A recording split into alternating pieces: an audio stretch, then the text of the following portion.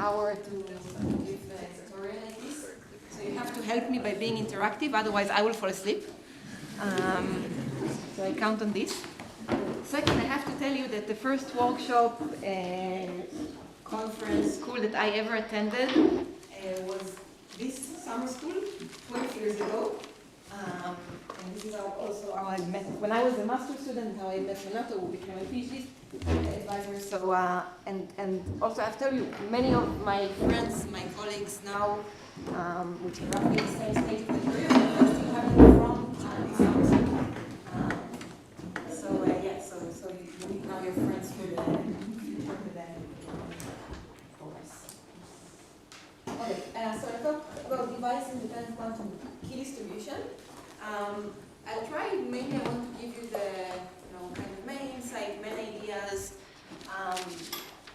slightly technical, but probably less than the other talks. And this is part of the fun thing about device-independent protocol that will allow you to be less technical in some ways. It's not like I have something very specific in mind. I don't know how much time it will take. We don't need to cover everything, so please be interactive because seriously I will fall asleep. We have two parts. I think probably this one will be the first part and this one will be the second one. So I'll start with an introduction for what is device independence and device-independent QKD specifically, and talk about non-locality a tiny bit, which is basically the main ingredient, the main fundamental physics thing that we need in order to do device-independent protocols. And in the second part, I'll start talking about device-independent QKD, about the protocol and how we prove things in this setup. And also, I hope to end with a few words about other forms of device independence, okay? Not just QKD and not just this particular form of device-independent QKD. Okay, so let's start. Okay, so this is the normal setup of quantum key distribution that you've seen a lot from it. So if I think about about entanglement-based protocol, okay, so we have Alice and Bob, the two honest parties. They want to create a key, this sequence of 0 and 1s, right?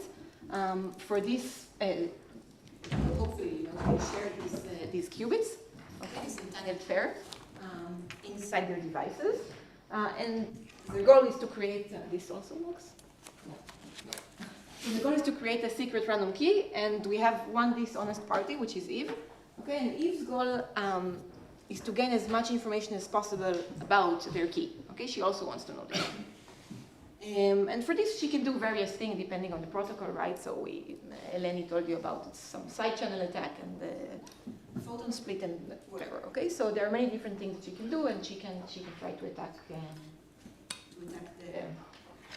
protocol, the channel in between, everything that's going on in what you've already seen. Okay, so now when we're switching to device-independent key distribution, we basically increase the power that we give to the adversary. Okay, so now these devices, okay, they're also malicious. Okay, they can be malicious. We don't know whether we actually have these entangled pair inside and what's actually going on in this device. Okay, we still have, we also have the communication channel. The classical authenticated channel is still a classical authenticated channel. So this part is fine. Alice and Bob can still talk on the phone and know that they're talking to each other. Okay, but we now just, Eve also has inside power. Eve is the one creating the devices and giving them to Alice and Bob, okay, before the protocol begins. Okay, so this is why I draw them in this color, the same color as the outside Eve. Okay, so basically we don't know what's going on inside. Maybe there's just this particle. It's not even that we can say there is some slight measurement problem. No, we don't know what's going on. There is this box inside, whatever. Everything is just this box, this device which is closed. I have nothing to do with it. I don't know anything about the physics inside. Okay? Still, Alice and Bob want to create a key out of it. Okay? And surprisingly, they can. So this is what I will talk about today. Okay? So the point is that still we have this setup. Alice and Bob now, in contrast to the previous cases where you knew, for example, that you're sending photons and measuring XD basis, now Alice and Bob, they don't know anything.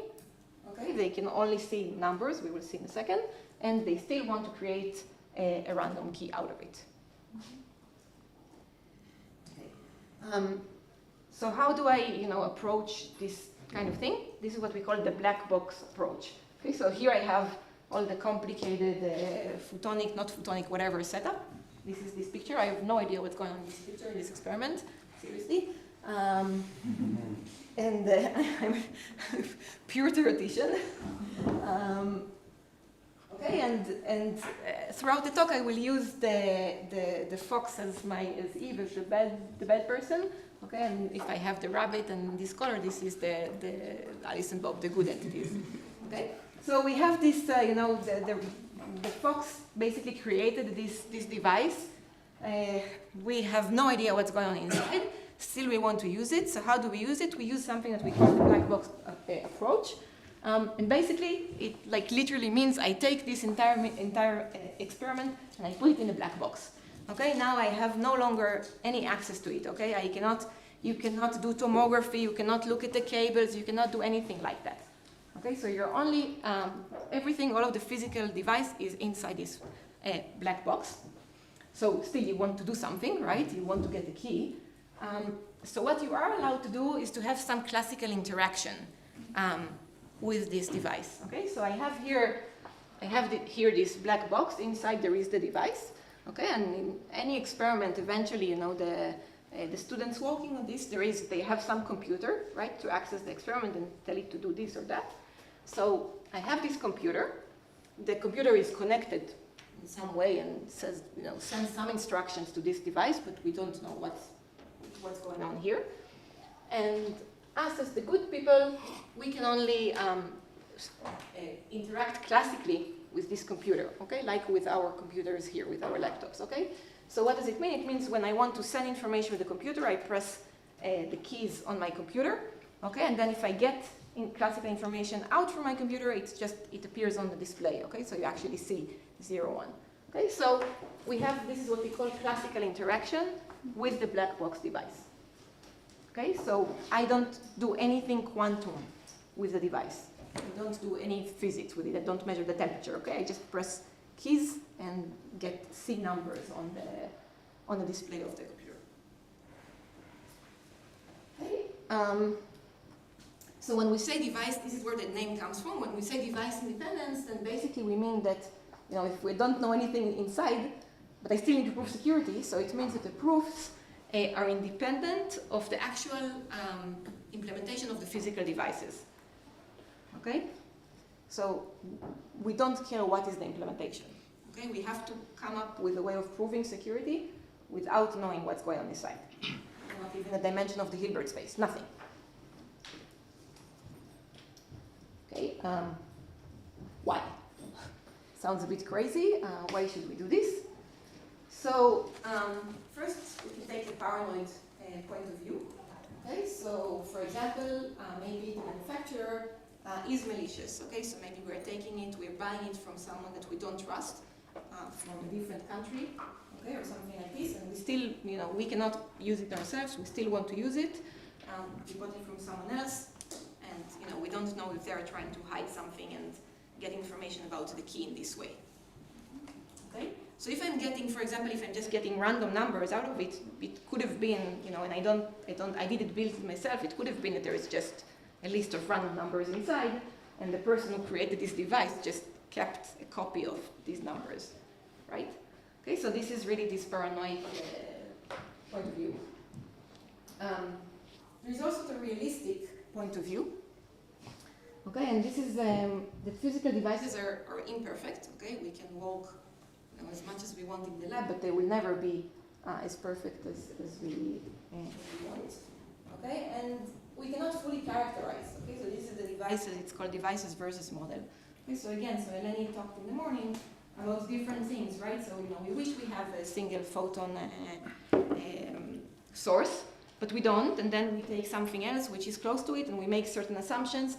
But maybe we missed something more, and then there is this side channel, and this side channel, and this side channel, and I don't feel like every morning coming up and trying to fix a different side channel and make my proof more and more complicated. It's exhausting. Okay, so instead of trying to kind of fully characterize the device and everything that might go wrong with it, okay, I kind of just give up. I'm saying, you know, let me try to take a different way. I'm just going to put it in this black box. Now I don't know anything, and I don't care which child channels there are, because I'm not going to use any information about the device in my proof. Okay? And then there is also a scientific point of view, which is that it's actually very interesting. Okay, so when we, you know, when we have to go in this extreme direction, then we have to understand quantum physics in a very, very deep way in some sense. Okay, so in order to answer this question and be able to prove security with like almost nothing to hold on to, okay, we need to study a lot of things about entanglement, for example. Okay, and by doing this, we're really learning a lot about fundamental physics. Okay, not just cryptography, not just this protocol. So kind of by learning these things, we get to learn more about science and expand our knowledge. And from the cryptographic point of view also, it's really pushing it to its limits. You know, if you never heard about this idea of device-independent before, and I would ask you, you know, I give you a device that, you know, the adversary may be made, would you use it for your keys? You would probably say no. Okay, so it's really pushing it to its limits. It's not something you believe a priori that is possible. But it is possible. Okay, so that's very cool. Questions? So I don't fall asleep and you don't fall asleep. All clear? Good. Okay. So basically we're saying, okay, we have this thing. How can we even do something useful with it? Okay, and if I try to rephrase the question, basically what I need to do is I need to be able to distinguish between these two cases, picture-wise. Okay, well, in the case where I have my entangled pair inside the device, and the case that I have something else. Okay, so this is, instead of just doing this, I need to find a way to distinguish these two cases. Okay. It turns out that there is a way to distinguish it, which is to play a non-local game or use a Bell inequality. How many of you heard about non-local games or Bell inequalities? Oh, wow. Okay. I need to do more advanced thing. Okay. Someone not hear about this? Okay. Thank you. Okay. So I use the most. So now you will be my victims for the. So I use the most. The most simple non-local game. Okay, so what does it mean non-local game? Is that I have, first of all, I have two different parts. Okay, I'm sure that all of you also have some stuff that they don't know about non-local games. So we have two different parts. We have Alice and Bob. They're space separated. Okay, we don't need to start talking about sending signals. Let me just, we're two different entities, separated entities. Okay, so each of them has their box, and here I drew it like this, but now because I'll have bigger ones than I'm drawing it like this, I have this box, but it has two parts, Alice and Bob, so this means that we have two parts, okay? And these two parts, they are not allowed to communicate during the time that we are playing this non-local game that I will explain, okay? So we have me and you, what's your name? Anna. Me and Anna, okay, we're now playing the game, and while we're playing the game, we're not talking to each other. Otherwise, we can plan in advance what we're going to do, we can talk afterwards, but while we're playing the game, we're not speaking. Okay, so me and Anna, Alice and Bob. In this game, we are basically going to get inputs, okay, like I said before, we have classical interaction, so we're going to get inputs, and we need to give outputs, or the devices, our boxes. Okay, so the inputs, I use them here as X for Alice and Y for Bob. Okay, and the outputs are A for Alice and B for Bob. Okay, so these can be bits in this game, in the CHSH game. Okay, So here, in this case, okay, we're actually choosing, we can choose differently, but we can, in this basic case, we're choosing the inputs uniformly at random. Okay, so with probability half, Alice chooses 0 to press on the keyboard 0, and 1, probability half 1, the same for Bob. Okay, and then the device, we press the keyboard, then the device gives us back an outcome, and this outcome is the output is also 0 and 1. Okay, and we said that we win this game if this condition holds. Can you even see it, or is it too small? Okay, it's okay.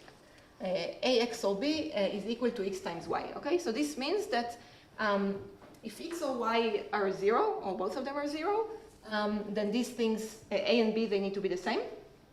Okay, and otherwise, they need to be different.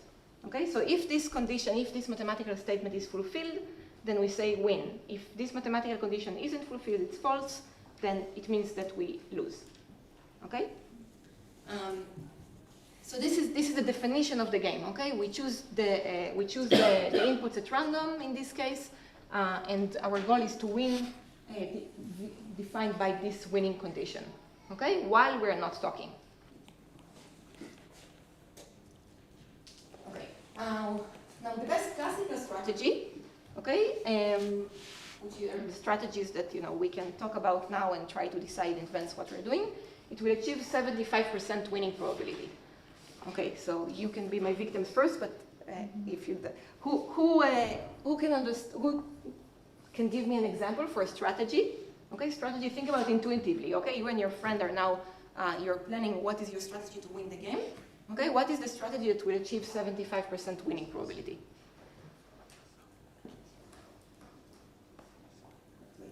All of the people that said that they know this, and only 2 people have. Okay, yes. We could always output 0, and then we only lose in the case where x and y is equal to 1. Exactly. Okay, so let's say it out loud. So Alice and Bob will just always output 0. Okay, so if they always output 0, this condition, okay, is fulfilled every time that at least Alice or Bob, they get as an input 0. Okay, which happens like a quarter of the times because we choose uniformly at random. Okay, and in the other 25%, when both of them get a 1, okay, as the input, then because we output 0 and 0, it means that the outcomes are the same, and this condition is not fulfilled. Okay, so in this case, Alice and Bob lose. Okay, and all the other cases, which are 75% of the cases, they win. Okay, so this is a classical strategy. Okay, and you can prove that this is actually the optimal classical strategy. You will see an equation soon, so I'll mention it there. And one thing which will be very important for us later also is that this strategy is a deterministic strategy. Okay, you just always output 0. This is a deterministic strategy. There is no randomness here. Okay, so keep this in mind. Okay, so the best classical strategy is 75% winning probability. So this is when we have something which is not, it's not what we want. It's not our entangled pair. Okay. And in particular, it's a deterministic strategy, so we know everything about the outcome.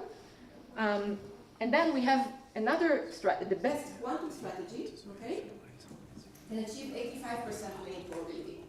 Okay, so this is achieved by taking maximally entangled states and using some measurements depending on the inputs. Okay, so it's not easy to prove that the best strategy is 85%. That's also an interesting thing, okay, by itself. But we can find a strategy that gives us this 85% roughly, and there is also a way of proving that this is the optimal success probability. Okay? This is called the Zillerson bound. Okay, so what we see here is that there is a gap. Okay, so the best classical strategy, okay, if this box has this Fox or a classical strategy, deterministic, something that I know all of the information about the output of this box, okay, then the best I can do is get 75% winning probability. But if I get something which is higher than 75%, okay, then I know that something in this box must be quantum. You cannot achieve it deterministically with classical information. Okay? That's a very fundamental thing. Just by playing this game with the box and seeing that we can win more than 75%, we know that something quantum must be going on there.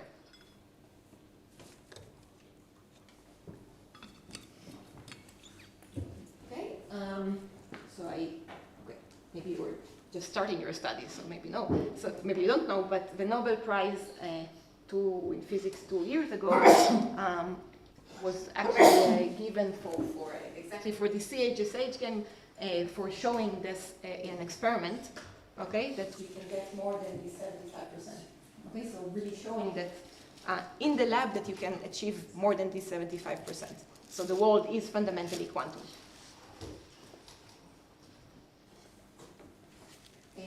Maybe questions so far?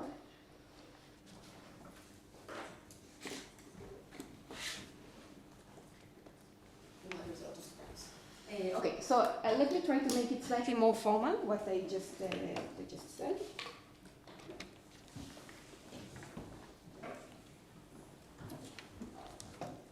Okay, so make these statements more formal. We need to talk about what we call correlation space. Okay, so basically the objects that I'm working with, okay, because I only have classical interaction with my device, with my box, then the only thing I'm seeing is these distributions, okay, these conditional probability distributions. Okay, so conditional, we have the inputs, so it's conditional on the input. So if I give my box inputs 0, 1, I get a specific distribution for the outcomes.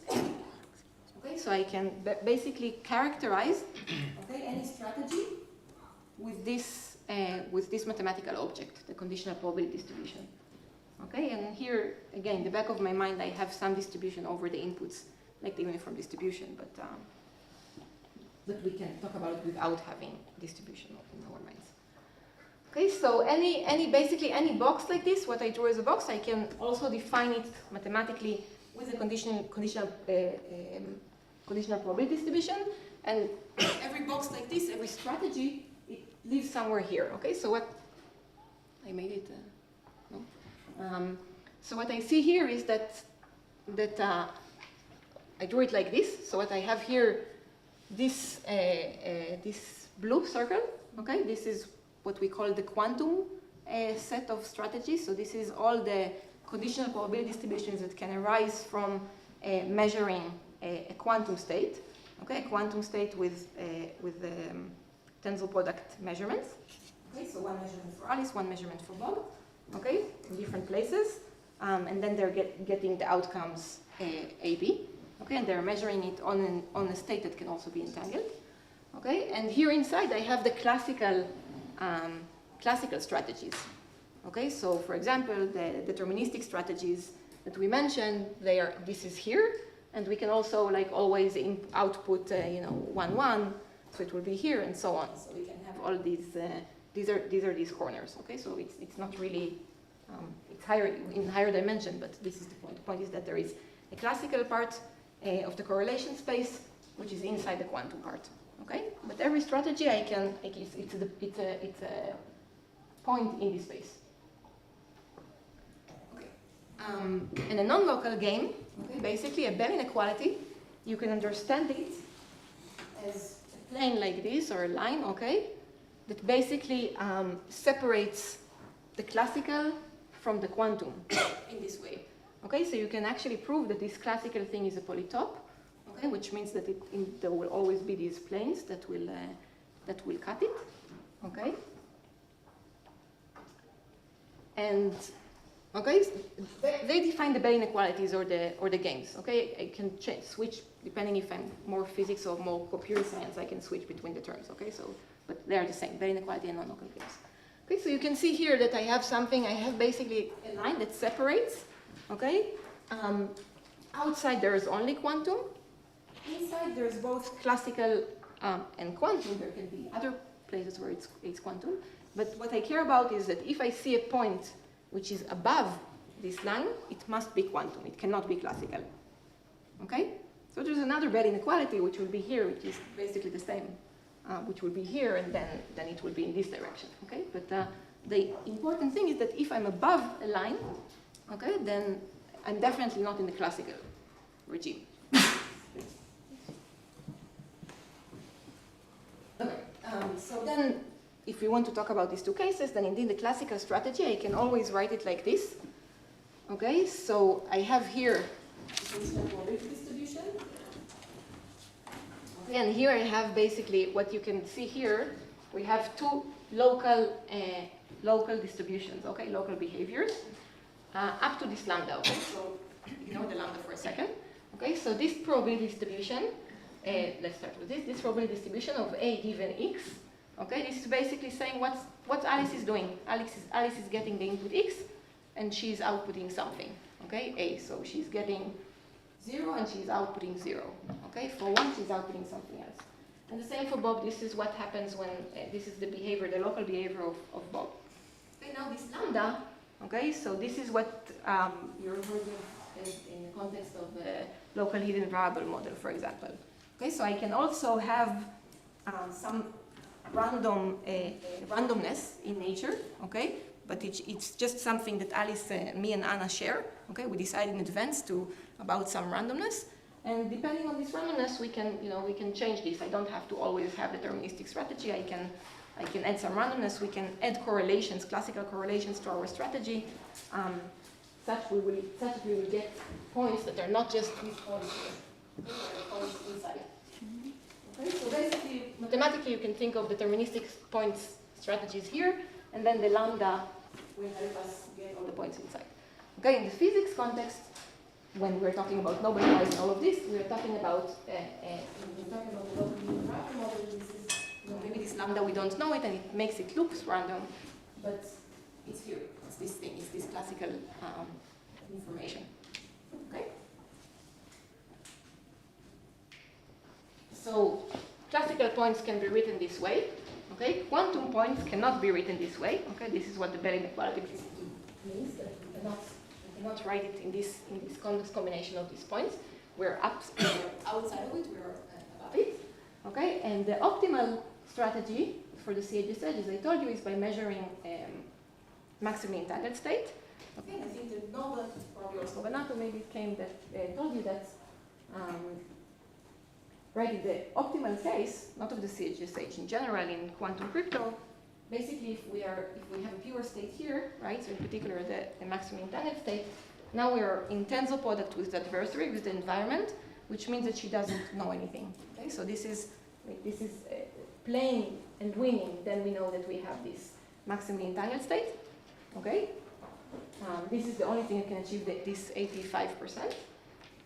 It also means that there is a tensor product with the environment, with the adversary. Okay? Because this is a pure state. This is for later. I'll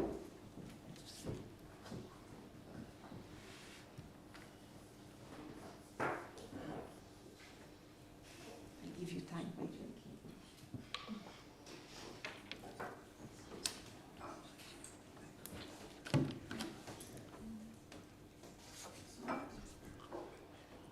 Ask me.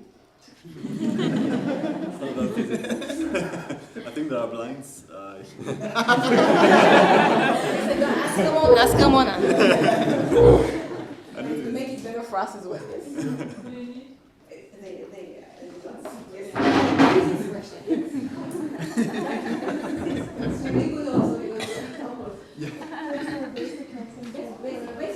Basic question. This is what I want.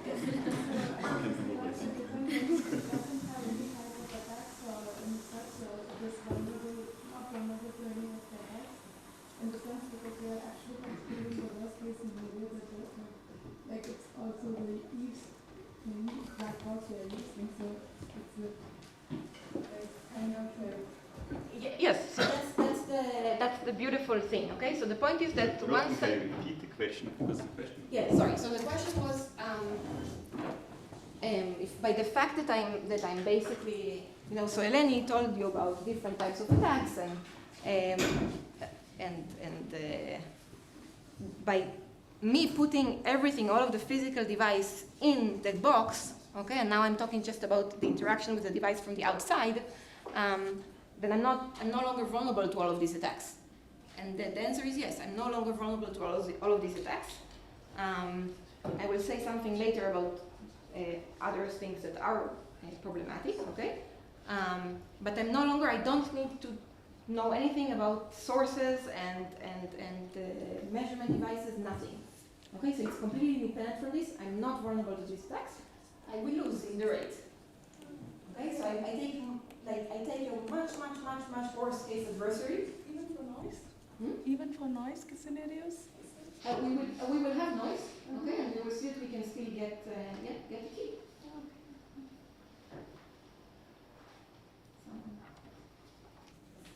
Sorry, might be a silly question, but is there by any chance a box greater than the quantum circle? There is, okay, so it's a very good question. So there is, in the correlation space, okay, there is so we are also people that study this fundamental stuff. There is also another set that we consider, which is, we call it the non-signaling set. Okay, so in the beginning we were, okay, so, okay, usually if you open papers about this, okay, so we usually will see a picture like this. So I only drew the quantum in the classical, and there is also this thing. Okay, so this thing is, and then there is the outside also. Okay, so there is another set here that people talk about sometimes, which is called the non-signaling strategies. Okay, these are all conditional probability distributions that you can write it formally, but that do not allow to signal in the sense of, information cannot travel faster than the speed of light. Okay, so all of the things that we can input, and there are strategies like this. There are conditional probability distributions that are here, even here, okay, and are not in the quantum set, and still they do not allow to signal faster than the speed of light. And this point here, there is a point here that wins the CHSH game with probability 1. Okay, but we know that it's not possible to achieve it with the laws of quantum physics. Okay. There's also all other conditional probability distributions. So there are conditional probability distributions that will also be signaling. These we don't consider because we believe that the information cannot travel faster than the speed of light here. Okay, so these people don't consider. These people consider sometimes for curiosity, and sometimes because, especially in the beginning of device-independent, because these objects are actually sometimes easier to work with than the objects in the quantum set. Okay, so this is an easier set to work with mathematically. Okay, so people worked with this. People are also studying very interesting questions about why there is a gap. Okay, how can we prove, what happens, what goes wrong? Why is the world allowing us to win the CHSH game only 85 and not 1? Okay, so there are a lot of interesting questions. Indeed, there's a lot of the literature, if you read things that talk about non-signaling boxes, device independence. Have it been helpful to study the non-signaling set more than being interesting? Like, Was it helpful? yeah, being helpful. So I think especially in the beginning, when people, or also when I started my master actually, it was just easier to work mathematically. So this set, I also draw it like this. It's not a polytope, okay? This set mathematically it's easier to work with. Okay, I can work with linear programming. I can work with other tools that I have. So this set is easier. And in the beginning, when we wanted to say, okay, can we do device-independent protocols, we looked at adversaries that could create also boxes in here. Okay, not adversaries that are restricted by this. So we study this, and then you can get some stuff. But what you get also when you study this is that you cannot get something which is really good. Okay, we can talk about it later in more detail. But the adversary becomes too strong. Okay, and then it doesn't help you, so you want to go back to the quantum. But in the beginning, when we didn't have the tools for the quantum to study the quantum set in the device-independent case very well, then indeed, people started with this. Okay. there be games where you don't know if there's an optimal quantum strategy that gives you some advantage over a classical strategy? So are there games in which we don't know if there is an advantage or if we don't know what the optimal strategy is? Both. Okay. So I'm sure we can come up with many games where there will not be an advantage. Okay. If there isn't an advantage, I will not call it a non-local game or a Bell inequality. Okay. So by the definition, for me, a Bell inequality or non-local game, it's something that separates, which means that I'll have something on top. Okay, and whether there are games where we don't know the optimals, so I think the answer is yes, we can write it in some kind of form, but maybe not calculate or take limits, and that's not my expertise, and you get infinite dimension Hilbert spaces and stuff, so, but indeed, in other topics, it's very useful to study much more complicated games where we don't know what the optimal thing is. Can I ask a conceptual question? So how do you make sure that the devices don't have lots of pre-stored data, which helps them, just spit out these results? How can we prevent that? Or? Great question. Oh, okay. So this whichever information that they share, okay. In the past, if I call it like classical information, okay, this is this lambda. Mm-hmm. Okay, I can write it, if they share some information, I can write it as this lambda. Okay. But then you're assuming the random choice comes from outside. It's not inside the black box. Yes. Oh, okay. Yes. So the box has these arrows. Okay. So in the beginning you had the box around the setup. So the random generator. Yes. So that means the choice of A and B has to be outside. Yes. So this is here when the rabbit is choosing the inputs. So this part is outside, okay, and I can assume that it's uniformly distributed or not, or whatever I want to work with. Okay, but indeed the which keys to press this honest parties are choosing. Okay. Where do they get the randomness for this? This is a different story, and we can talk about it. Okay. Great.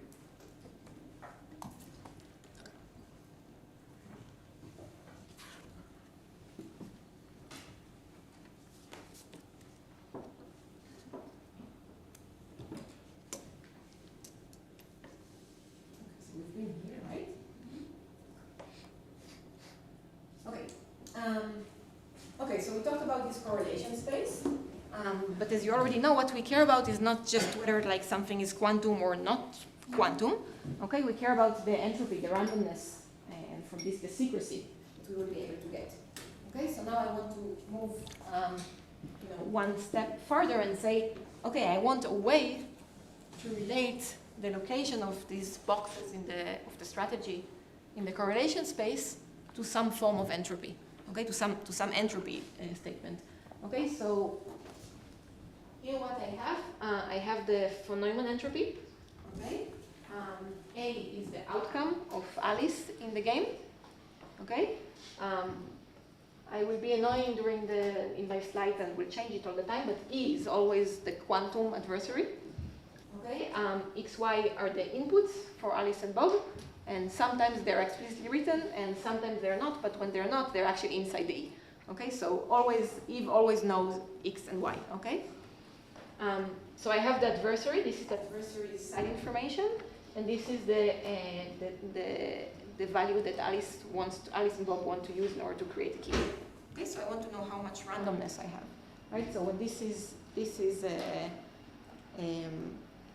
high, it means that there's a lot of randomness, okay? If A is a bit, okay, then 1 means perfect randomness and 0 means no randomness from the perspective of the adversary, okay? So I understood that you calculated things like this, and so it may be in Nobel-Stock, this was, this quantity is related to the level quantity, basically, okay? So this is the thing that we care about now.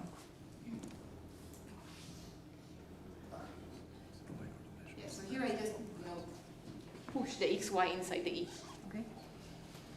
Okay. So what we can see here, and this is also related to the question about things being non-perfect, what we can see here, this is a curve, okay, of, in the x-axis we see the winning probability in the CHSH game. So I told you that it starts from 75. This is the optimal classical strategy, right? And that around 85, this is the optimal quantum strategy. Okay, so this is what I have here on this axis. This one is the entropy. Okay, so it's the amount of randomness. Okay, and you can see this this plot. I mean, the two special points. We have the I'm not sure if this is the thing next to it. We have the two special points. Okay, so 75. We said that this strategy of just outputting 0 gives me 75. The deterministic strategy, if the device always outputs 0, then obviously it knows that the output is 0, which means there is no entropy. Okay, so this is just a, it's a sanity check. Understand? And if we have a maximally entangled state, right, and I'm measuring, actually it doesn't matter in which basis I will measure this state, analysis side. Okay, so if I'm measuring it, I will get a random bit, random output bit. Okay, so this will be the one over there. Okay, but as you can see, we know we have the sanity checks, but we know how to get this entire regime in the middle as well. Okay, so if there is some noise in the system, okay, loss or noise or whatever, what will happen, the way that it will affect the device, is by not allowing us to get to the 85, to the optimal quantum value, but we will have lower and lower and lower winning probability. Okay, so if I'm not able to now create in my lab actually the maximally entangled state, okay, I'm only capable of making a noisy one, then I will not be able to get this 85. I will be able to create 0.8. Okay, so it enters here. What I will see when I'm playing the game, I'll see the 0.8, and then it means someone proved it, and we will talk about it. But then it means that I have some entropy, but not the full entropy. Okay, so all kinds of imperfections that can happen in the device, basically the way that they affect us is via this, by reducing our winning probability, the observed winning probability. Okay, so it basically affects the classical information that we see, and therefore also the final. In the previous slide, the entropy was conditioned, the A was conditioned on X, Y, and E. Yes, Now only so on E, so I push the X, Y into E. Yeah, So okay. this is me being combining slides with it. Okay, so the X, Y, also in papers, by the way, if you look at the X, Y are just public. Okay, so we are choosing them randomly. Okay, from the outside, but from public randomness, also we like announce it, so Eve also knows it. So this is why I'm allowing myself to push it into Eve, because she knows it. Okay, so the important thing is that Eve knows X, Y.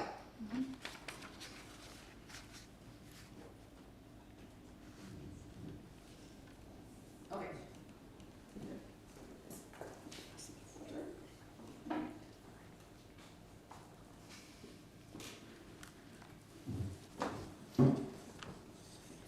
Okay.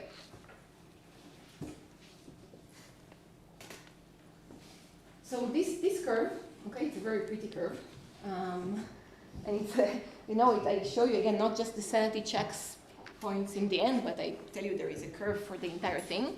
And on the other hand, I tell you, look, you know nothing about this device; it's inside.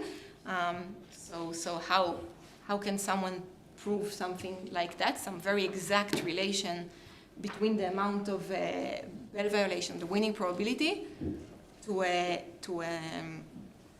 the randomness, to the entropy, okay, without knowing anything about the device. Okay, so this is very, very, very interesting. It's complicated, okay, so I actually, if whoever is interested in this thing, I encourage you to read the paper by Pironio. But I want to just say a few things here of what we can do in this device-independent, okay, so how can you just go about these things? Say some general stuff. So basically, when we said that Eve prepares the device, so she prepares the quantum state and the measurement devices. Okay, so she chooses these things.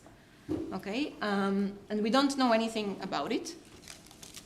Mathematically, when we want to analyze stuff, we can still we don't know what the quantum state is, but we can play with it in our mind mathematically, okay? Just so we can, handle something. What we have to do is we kind of reduce the problem and make it the problem easier and easier for us to calculate, but we must do it in ways that we don't make Eve's strength lower, okay? So we can only allow whichever operation, mathematical operation in our analysis that we are doing, we can only give extra power to Eve, okay? So we only want to help Eve. We cannot, in the mathematical analysis, do something that will hurt her from guessing the output. Okay, so we have a sequence of reduction, a sequence of steps that we are allowed to do as long as we don't hurt Eve in the process. Okay, so for example, there is something very famous in this field that is called Jordan's lemma. Okay, it's a mathematical statement, but it says that if we are playing a game with 2 inputs and 2 outputs, okay, there's actually a way to reduce the state, to write the state. Such in the cryptographic setting, we only need to consider two qubits. Okay, so Alice has a qubit, Bob has a qubit. Okay, so before I told you, okay, I have this box, I have no idea what the Hilbert space is. Now I'm telling you, okay, but if the game has 2 input, 2 output, there's a mathematical way in which I can get to a point where I only need to analyze the 2 qubit systems. And when I'm applying these lemmas, when I'm applying these mathematical steps, I only give Eve more power. I don't hurt her. I only help her in her strategy. Okay, so I'm allowed to do it mathematically. Okay, so this is one example. Another thing that we can do is we can symmetrize the system with public randomness. So what do I mean by this? If I'm in my protocol, just flipping a coin, choosing a random bit, okay, and then I'm announcing it to everyone, so Eve knows this random bit. And I'm using this random bit in order to say, okay, apply sigma y, apply sigma x, or flip 0 to 1, 1 to 0. Okay, something like this. And these are things that they cannot hurt Eve because Eve can kind of undo it. Okay? So we can mathematically also work with symmetrization, a lot of symmetrization that we are doing, as long as we're using public randomness. If I start using private randomness, I'm done because I took something away from Eve. So I'm allowed to use public randomness. When we do things like this, we can, in this case particular, we can move ourselves to a situation where we kind of mathematically, again, we can talk about bell diagonal states.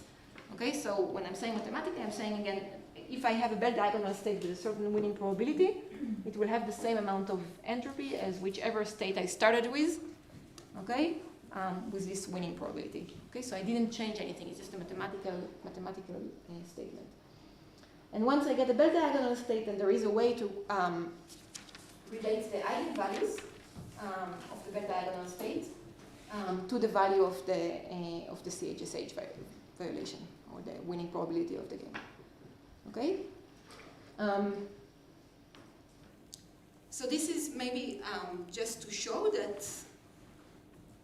On a very fundamental level, we are, I'm not actually thinking, I'm not assuming that there is a qubit in the device, but in my mathematical analysis, I can use different tricks that will allow me to kind of mathematically handle the situation. Okay, but only if I don't take anything away from Eve. Okay, I have to give Eve almost all the power all the time.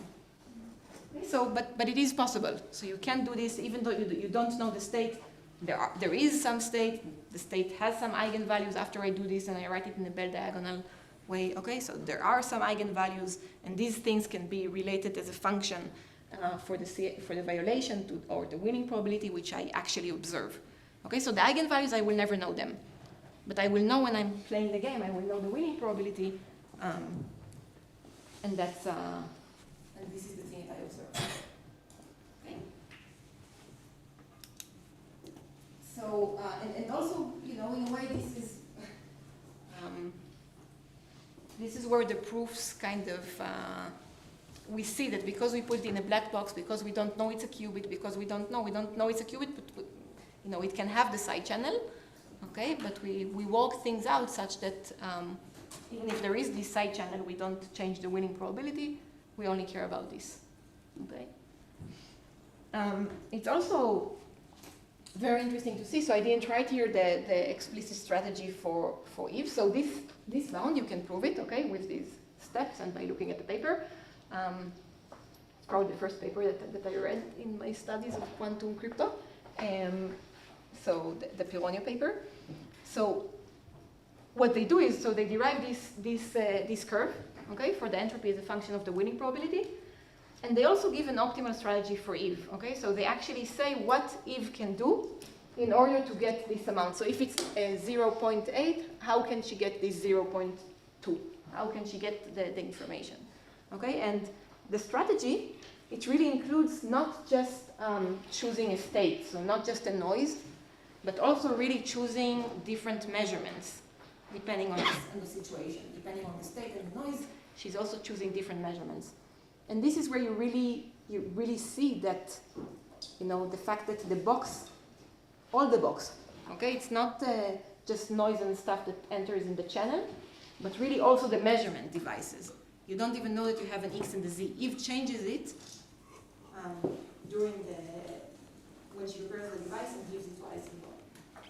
Okay, so she really, there is something which is really fundamental device independent here, that Eve needs to have this full strength in order to get to this optimal strategy.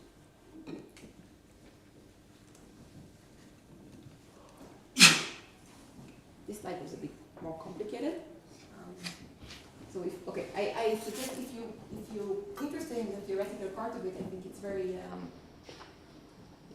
the paper is amazing and it's very insightful. Yes. I have a question, because in one of the first slides of the black box, it looked like Alice and Bob chose the inputs and the device gave them the output. But then when talking about the game, it was Alice and Bob receive the input and they give an output. So which one is it actually? No. Alice and Bob choose the input. Okay, they choose what to, yes. Okay. It's always this. So then Eve chooses the output they get, no? The box okay, chooses the box, and Eve in the beginning prepared the box. So the box includes the measurement devices, okay? Then she gives it to them. She's waiting on the side. She gives the devices to them. They are now playing, okay? So they are now using the box. So they choose the inputs.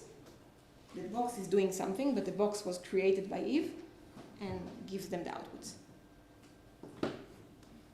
But Eve cannot change the box while it's running. Yeah, she cannot change the box while it's running. She can only, there is really this time point where she's giving it. But depending, you know, if she knows when we fix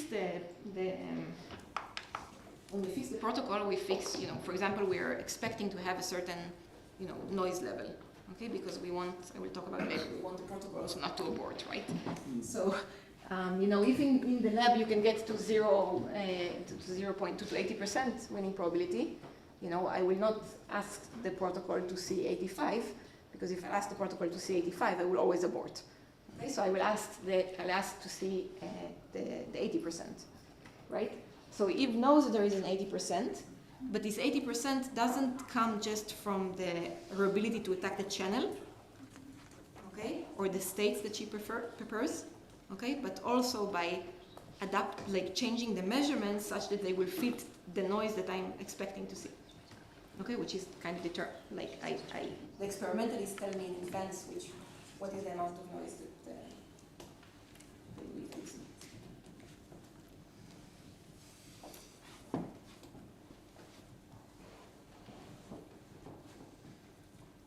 Okay. So we still made some assumptions. We want to say who remembers which assumptions we made?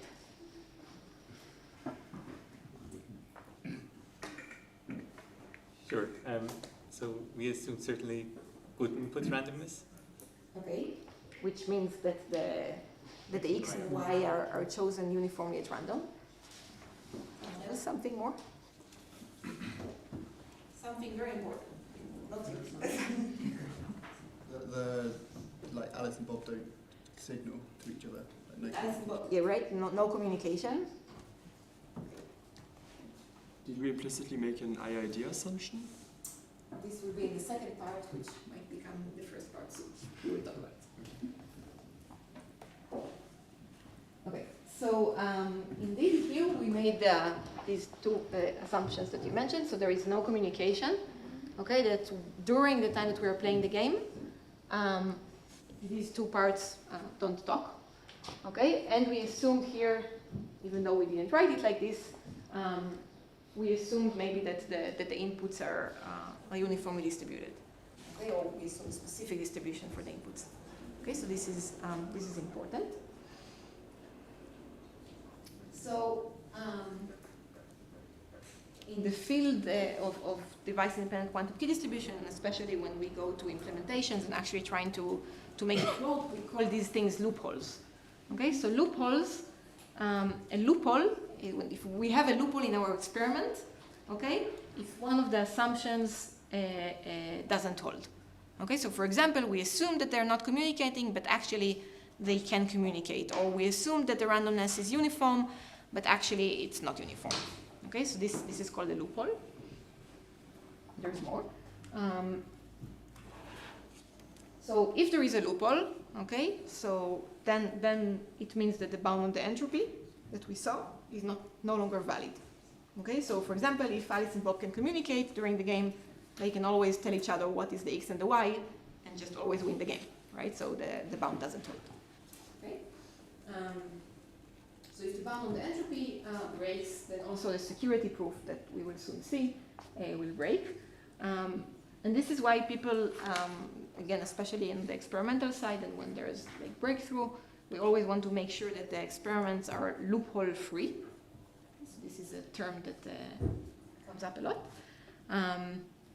So this was from 2015, I think, which is this is the first time that people did loophole-free Bell test. Okay, so not just showing that we can, so the experiment from which the Nobel Prize was given, this was showing that we can do more than 75%. But for example, we kind of assume that everything is fine, that they're not communicating. And afterwards, if you want to use it for cryptography, you need to be more, you can't just assume that it's fine. So you need to make sure that the experiments, there are no loopholes, and then the experiments, they become much harder. Okay, so these were the first experiments that were loophole free. So they kind of there were a sequence of experiments, and each of them maybe claimed about the other that they have another loophole or something like this. But where they saw the quantum advantage, and indeed they said that once we have these loophole-free experiments, we can start implementing a device-independent, quantum secure communication, certification, all of these things. Okay, and I can tell you that up to this day, still the device-independent protocols, because they need to be loophole-free, okay, we don't really have experiments that can actually implement them. Okay, so while BB84 and stuff like this, or cow protocol or whatever, we have, maybe there is some problems in security proofs or something like this, but we have devices. We don't have to date a device-independent quantum key distribution experiment that is actually useful. Okay, so there are some proof of concepts for some stuff, but we don't have something that really runs and we can use it even to imagine that we start getting somewhere for the clients. Okay, why? Because of these loopholes. It's stupid, but actually loopholes such as Alice and Bob communicates, it's for our advantage, right? So why do we have okay, so there is a distinction here. So so when I'm saying Alice and Bob communicate, I don't really mean Alice and Bob. I mean Alice and Bob's devices communicate. Oh, okay, so this will mean that the kind of the adversary could create devices that, if they're close enough, for example, they can send signals. We will not see this information passing. Okay.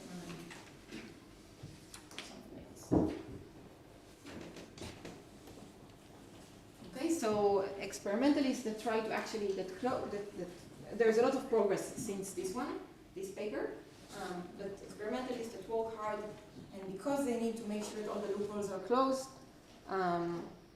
it's a very hard task to implement the Device-Independent QKD. I can also tell you that there are some experiments where, in order to, for example, assume that the randomness of the input randomness is really random and independent of everything and uniform, then they take it from signals from the stars and stuff like this. So each person has their own it's crazy stuff. Okay. Yes. Can we make sure that all loopholes are closed, or is it like side channels for a regular device-dependent QKD where we could always find a new side channel, we could always find a new loophole? So okay, so mathematically, it's a very clear. After you think about it, and after people continue to think about it, and then you know, but it's not the loopholes are. So when you work with device-independent setup, what's like pretty is that everything is mathematically like well-defined, clear. The loopholes are not something in the device. Okay, so you know we can sit and we can write what are all the assumptions that are needed for this for the Bell variation to have a meaning.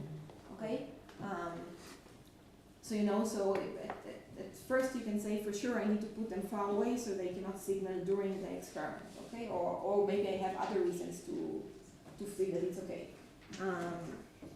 And then people think, okay, what about, you know, do we have even randomness in life? Okay, do we take it with the stars? But what if the stars are correlated with this and that? Okay, so you can, and then you can go and prove similar bounds also if you have, you know, a weak random source, not fully uniform. So I mean, people sit and think about it. On the fundamental physics side, there are questions. Okay, is quantum physics even correct? Okay, so this would also be a loophole. But not really actually for this one.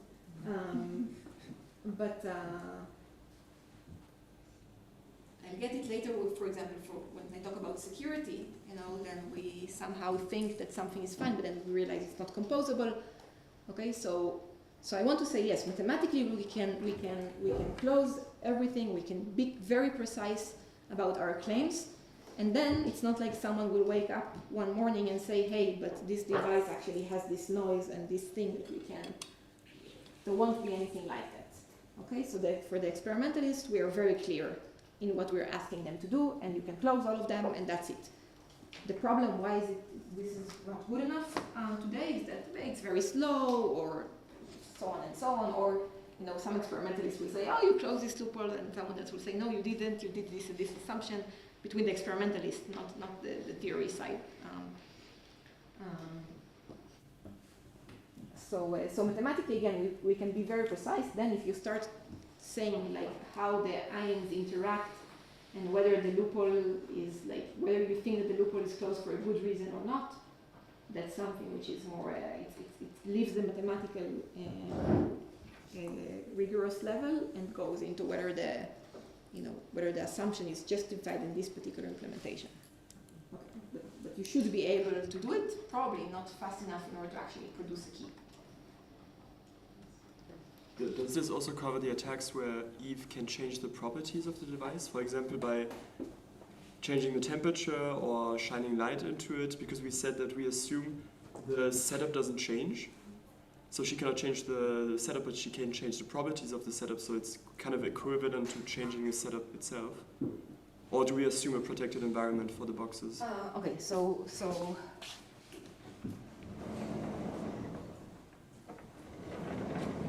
we assume a protected environment for the boxes, but the reason is even much more basic than that, right? Than shading lights. Okay, if I have here, right, Alice's box. Right? Okay, so first of all, right, I need to make sure that I'm not communicating during the game. Okay, but Alice is given the input X, right? And then she's getting the output A, right?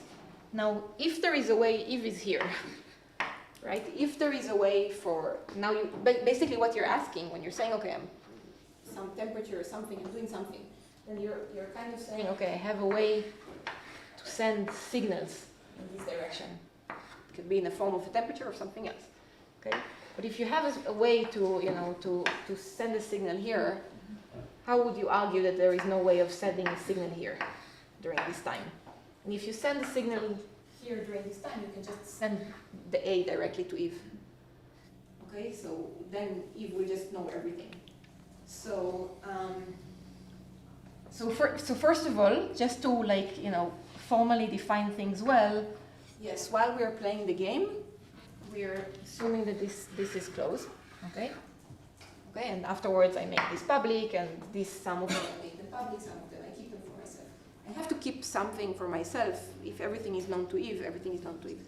So then if you want to model, you can model it more precisely if you want if you care about specific things, and you want to kind of relax this assumption that everything is closed all the time.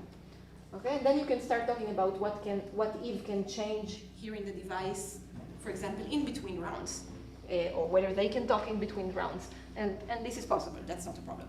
Okay. Okay, so we can allow it. Still, again, when I move into the mathematical level, I need to understand. Okay, what does it mean? Like, you know, I allow her to change the device, but how can I make sure that if she's changing the device, we will see it later maybe when I throw more boxes. If I'm changing the device, I just need to make sure all the time that this thing stays secret, right? Because if you just share the key, you just share the key. So but there's like just a question here of, okay, how would you want to model it that if can change something but not get A? Okay, but it's possible. So it's possible what? To model it or? Model it, or to include it. So it's possible, so maybe later when we will have, like a drawing like this, okay, or like this. So I'm drawing it like this so you can remind me later. Okay, so I will allow to change stuff here for Eve to put different boxes or different properties here. Okay, so my model will allow this, and I will still think about it as something closed. So she can do things depending on the past, but not on A of the past. Okay, so she can do something, but I still will always assume that this is shielded in the sense that the A doesn't go. If you want now to put some, you know, fiber, how would you do it on one way and not the other? I don't know. But is it realistic to assume that if an evil manufacturer creates these devices, Eve is not going to be able to communicate with them after? So so we will get back to it also later, but you got it, you keep it for life. You know, put it in the safe, don't give it to her. Yeah, right. So but make sure you erase. It's like you have your computer, you're putting on your computer secret information.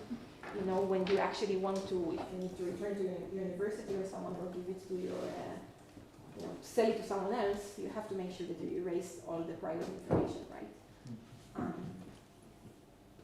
So you're doing some action that makes sure that all your private information will not go away. So either you keep the computer and don't sell it to someone else, if you're scared about your private information, or you make sure you erase it and you're sufficiently happy with the way you erased it. Okay, I can say that sometimes we need a key for a specific amount of time, and it's relevant for the specific amount of time. And afterwards, after I use it, I don't care if I give it back to the adversary. But anyways, we will talk about it also later in slightly different ways.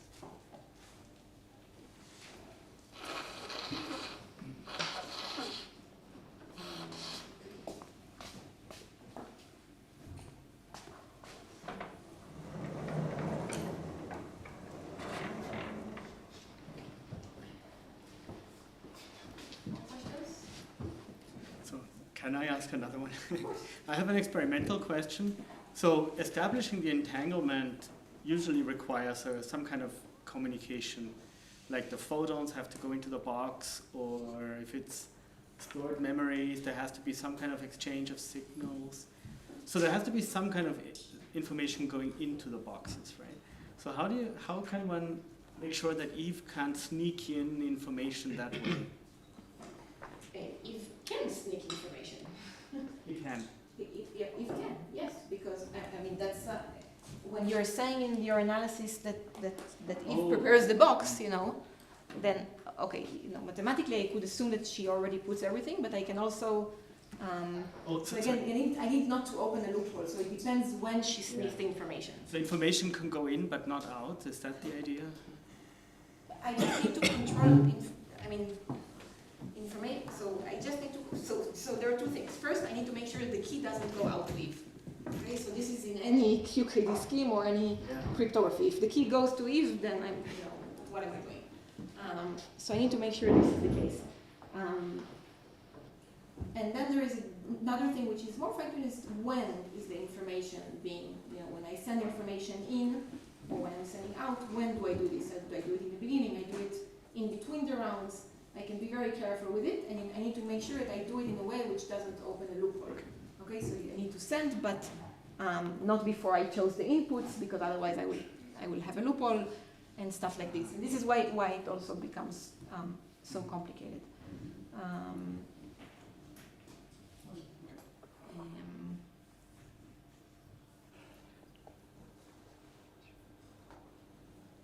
So if you assume that Eve is only no signaling, then you don't need to assume any, you don't need to trust quantum mechanics. So, yes, but unfortunately we cannot prove security in these cases for fundamental reasons. So I can assume that Eve is non-signaling, but I will not manage to prove QKD probably. I will not manage to prove security of device-independent QKD with an adversary which is non-signaling. So, but I will not need to trust quantum mechanics.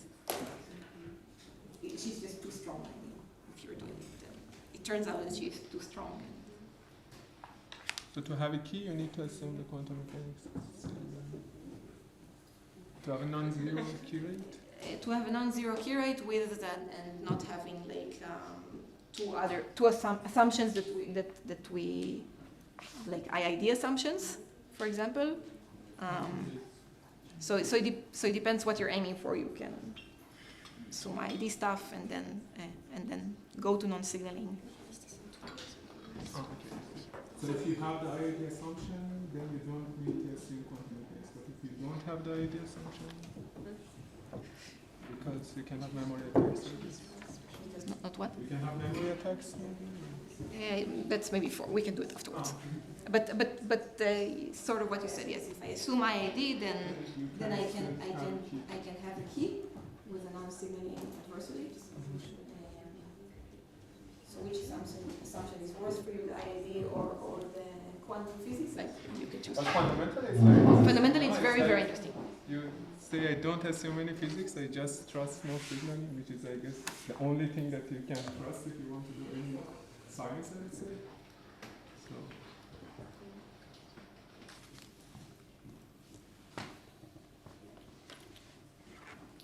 Okay, now I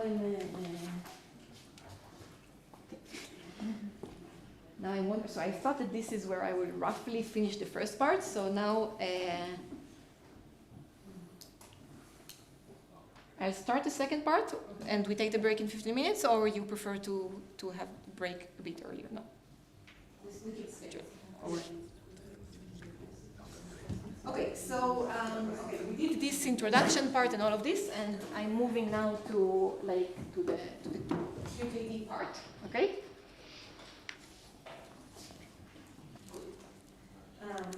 So in this part, what I will do, I will talk about the protocol, okay, and say a few things about the proof.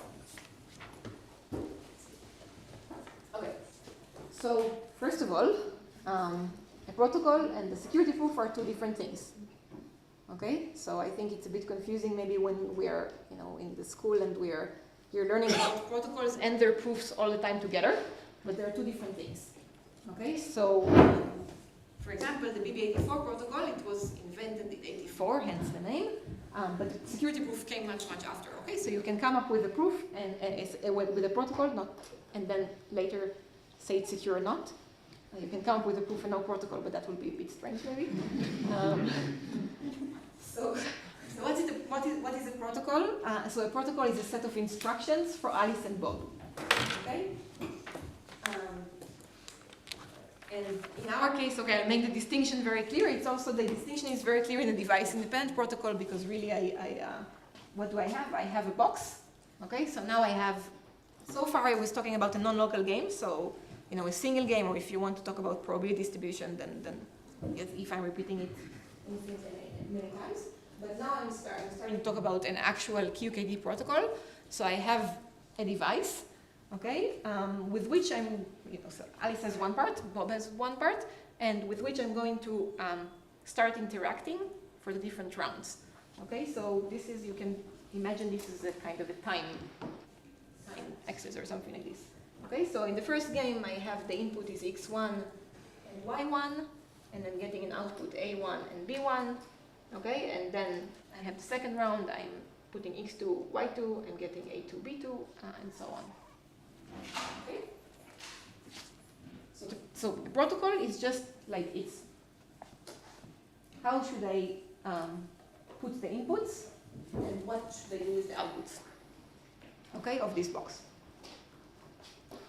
Okay, so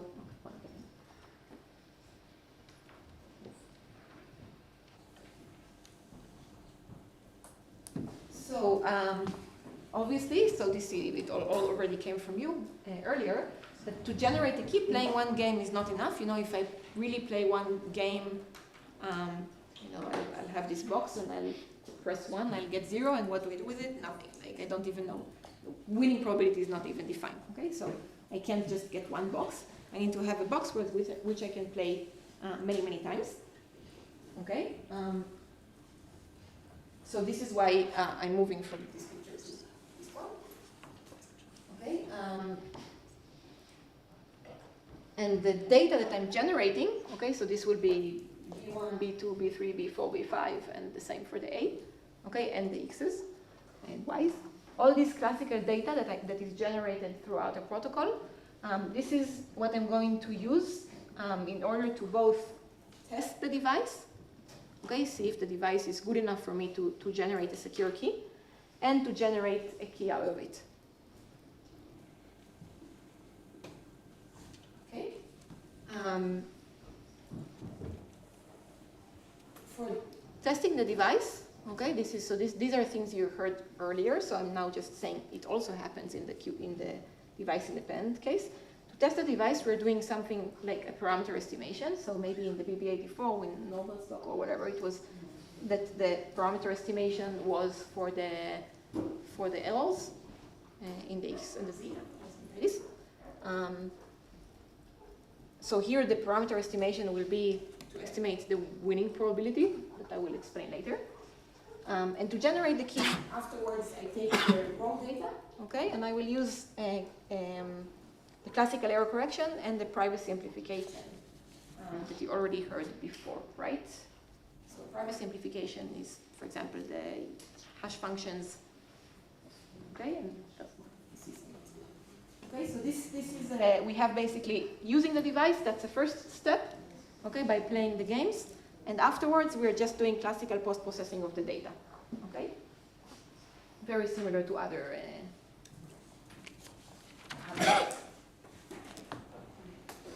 Okay, so generating and interacting classically with the device, but now many times.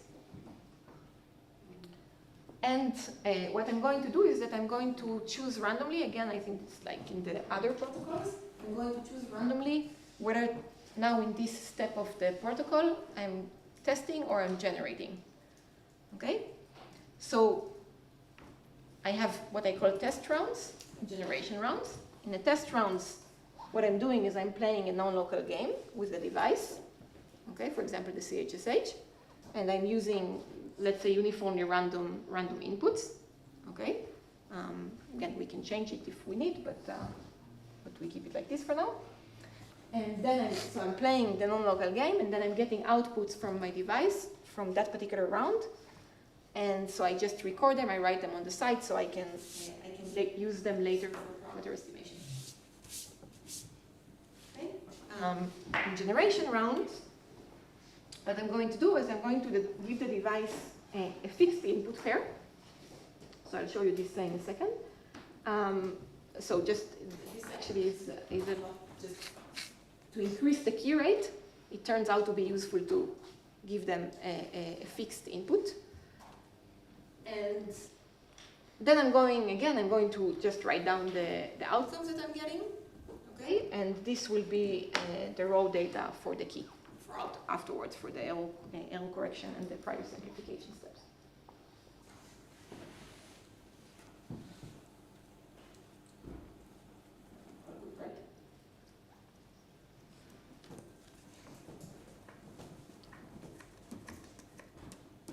So what you see here is just an example, picture of that. So I have here the X, Y, A, B. So now again, this is the entire data that I'm collecting. Okay, so I have here strings for all of them, and the ones that I marked here, these are the test rounds. Okay, so you can see it in the test rounds. I'm giving a random input. Okay, so this is the X and the Y for each round here. I'm giving them the random input 0 and 1. Okay, which these are which inputs I want to give for the game, and getting the outputs. Okay, in all the other rounds that are not marked, I'm always giving 0 and 2, 0 and 2, 0 and 2, 0 and 2. Okay, so again, why? Basically, you could also do it without it and just use everywhere 0 and 1, but you will get a lower key rate. Okay, so this is something that helps you increase the key rate. Okay, maybe we will get there later.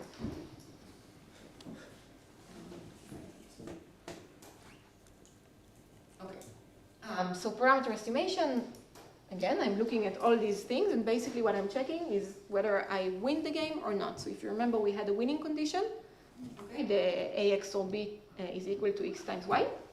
Okay, if I win the game, I mark it V, otherwise X. Okay, and now what I'm doing in the parameter estimation is I'm counting a number of V's, or out of these rounds, for example. How many of the rounds, for example, how many of the rounds here did I win?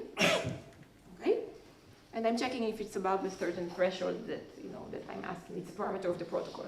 Okay, so for example, if we live in a perfect world, I'm checking if this is above. If I always win, if I'm almost always win, if I'm above 85%. Okay, or I'm around 85%. But I can choose it if I know that I have noise in my system. I can also choose this threshold to be 80%. So am I winning at least 80% of the rounds? So at the moment, it looks like kind of Alice and Bob both know which rounds are test rounds and which rounds are generation rounds. Has some sifting already happened, or do they somehow already know which rounds to do? So I think it's like in the other protocols, you can do different things. So I think the easiest, first of all, to understand, and I think also for increasing the rate, is to actually say that ICE chooses whether it's a test round or generation round, and announces to Bob over the authenticated channel. So and Eve also knows, so it's a public one. Oh, okay. So Eve can know if it's a test round or a generation round before the round. She knows it after she gave them the device. Oh, okay. So she first gives them the device, then they're starting to use it. Using public randomness, they choose the inputs for all of these things. Yeah. Okay, so she can know really literally all of the X, Y. Yeah, but they already have the device. But they already have the device, so she only knows it once they actually use it to play. Okay, so you can do it in the way that they together choose this is a test round, this is a generation round, or you can not communicate it and then do sifting and stuff like this, but it doesn't really matter. Alice and Bob also, before they get the device, communicate the strategy of the game, or it's after because it's they also have to communicate somehow the strategy to. So the strategy is actually, so when now that's a good point to clarify. When I was talking just about non-local games and strategy, I was talking as if Alice and Bob's goal is to win, and they come up with a strategy. And the strategy, it can be the quantum device, it can be the classical strategy, okay? So I was putting it this way. But now we're moving in the crypto setting. I'm thinking about it, it's the same thing, but I'm thinking about it a bit differently. So now Eve is the one giving the devices. Okay, so the device is the thing that implements the strategy, is the one that I can, Alice and Bob, I said that the strategy or the device is a probability distribution. Okay. Okay.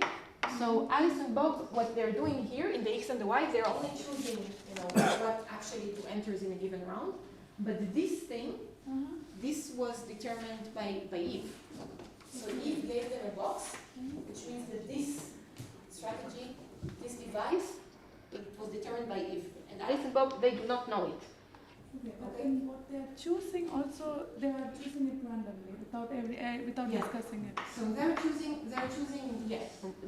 For example, there's the NIST randomness beacon that is like online, but only after they got the device, they start inputting to this device. Okay. So when I'm talking about these big devices now, so it's not really even this object, right? Because here I talked about. Think of it as an object per round. Okay, but the point is the device was given by Eve. Okay, so the strategy to win or lose the game is determined by Eve, and Eve chooses the strategy in order to help herself. Okay, so what she needs to do basically is that she knows that Alice and Bob are expecting a certain winning probability. Yeah. Okay, so what she needs to do is she needs to choose a device that gives them the winning probability they're expecting and give her the highest amount of information about the output. Okay, so she's trying to, and this is what I said earlier, that if you look at the optimal, in this curve that that was there, the optimal strategy was really used choosing the measurement of the device. So this is how Eve chooses to prepare the box. Okay, so we think of a strategy now not as Alice and Bob, but as Eve. And Eve is choosing a strategy such that that the protocol will not abort, so they see the parameter estimation will go through. Okay, but she increases the information that she has.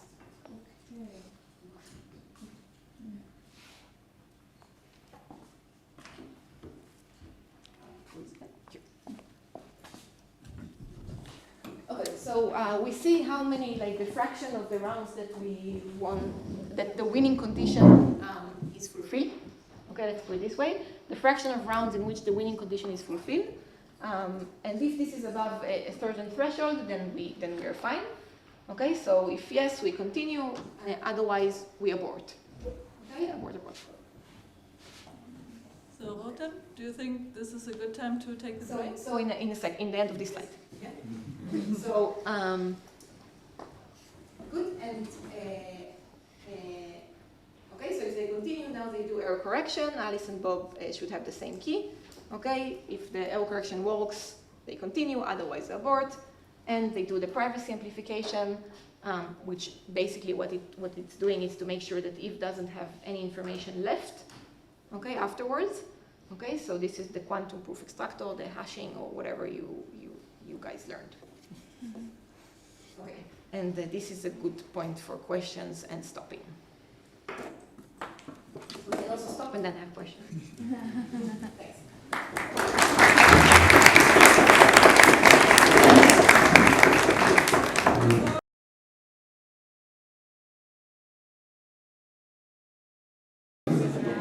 So just a few important questions that came during the break.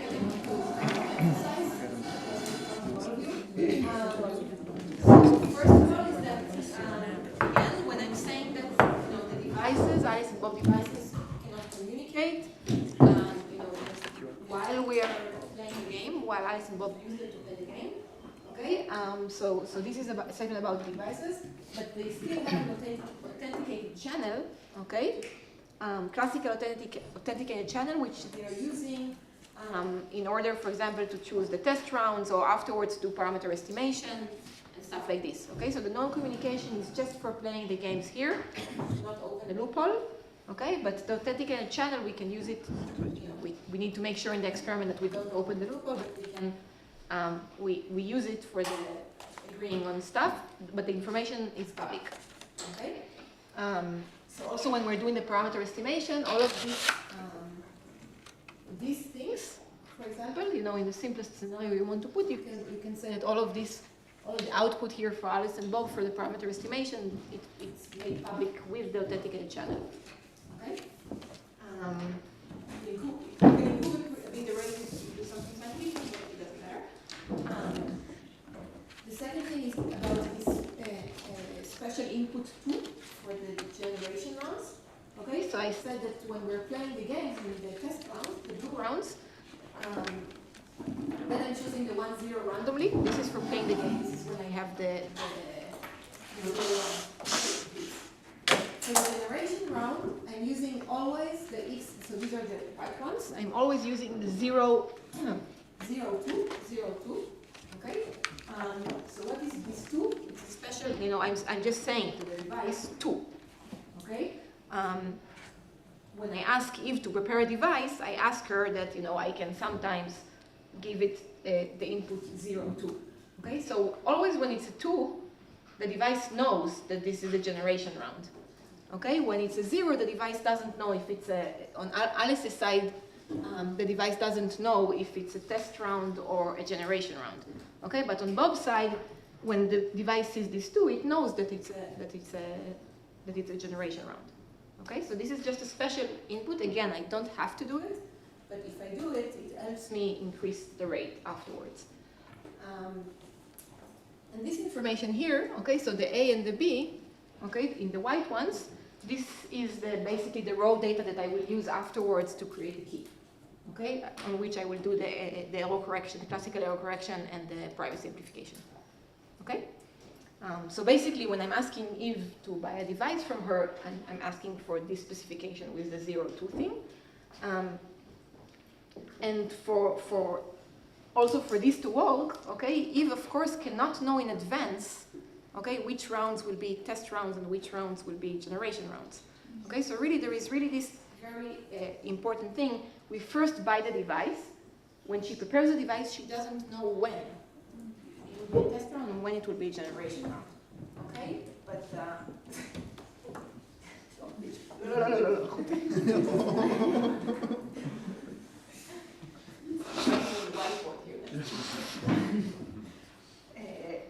okay, so we first buy the device. Eve doesn't know which rounds are going to be what.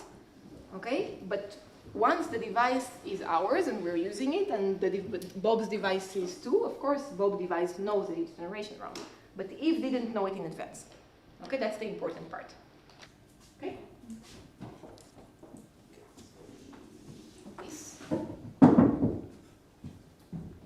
Okay, so now we're moving to the security proof part. So there was a protocol, Avishai. There was a protocol. There is now the security. Okay, so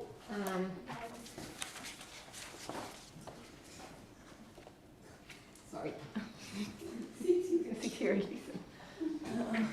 Sorry. Okay, so what does it mean to prove security? Okay, so you talked with Renato about this. So let me first do it on the intuitive level. So if the device is sufficiently good, okay, we would like to get a key. What does it mean? It means that we want for Alice and Bob to have the same keys, okay? So identical keys for Alice and Bob.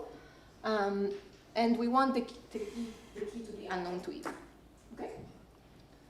Now, if the device is not good, we would like to detect it and abort. Okay.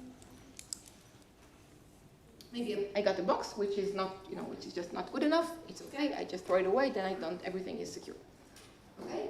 And there is another thing that I care about, and this is that there exists a sufficiently good device that can execute the protocol. Okay. So if I'm asking for something, but when I go to the experimentalist and they give me something that I will always abort on, then this is not very useful. Right? So this is another requirement that I'm adding. I want to have a device that sometimes will not abort and will give me a key sufficiently many times. And so, as you know from the previous talks, there's a formal mathematical definition and the formal proof that this is the right definition. Okay, so what you've seen is something. Someone else should. gotta get Yeah.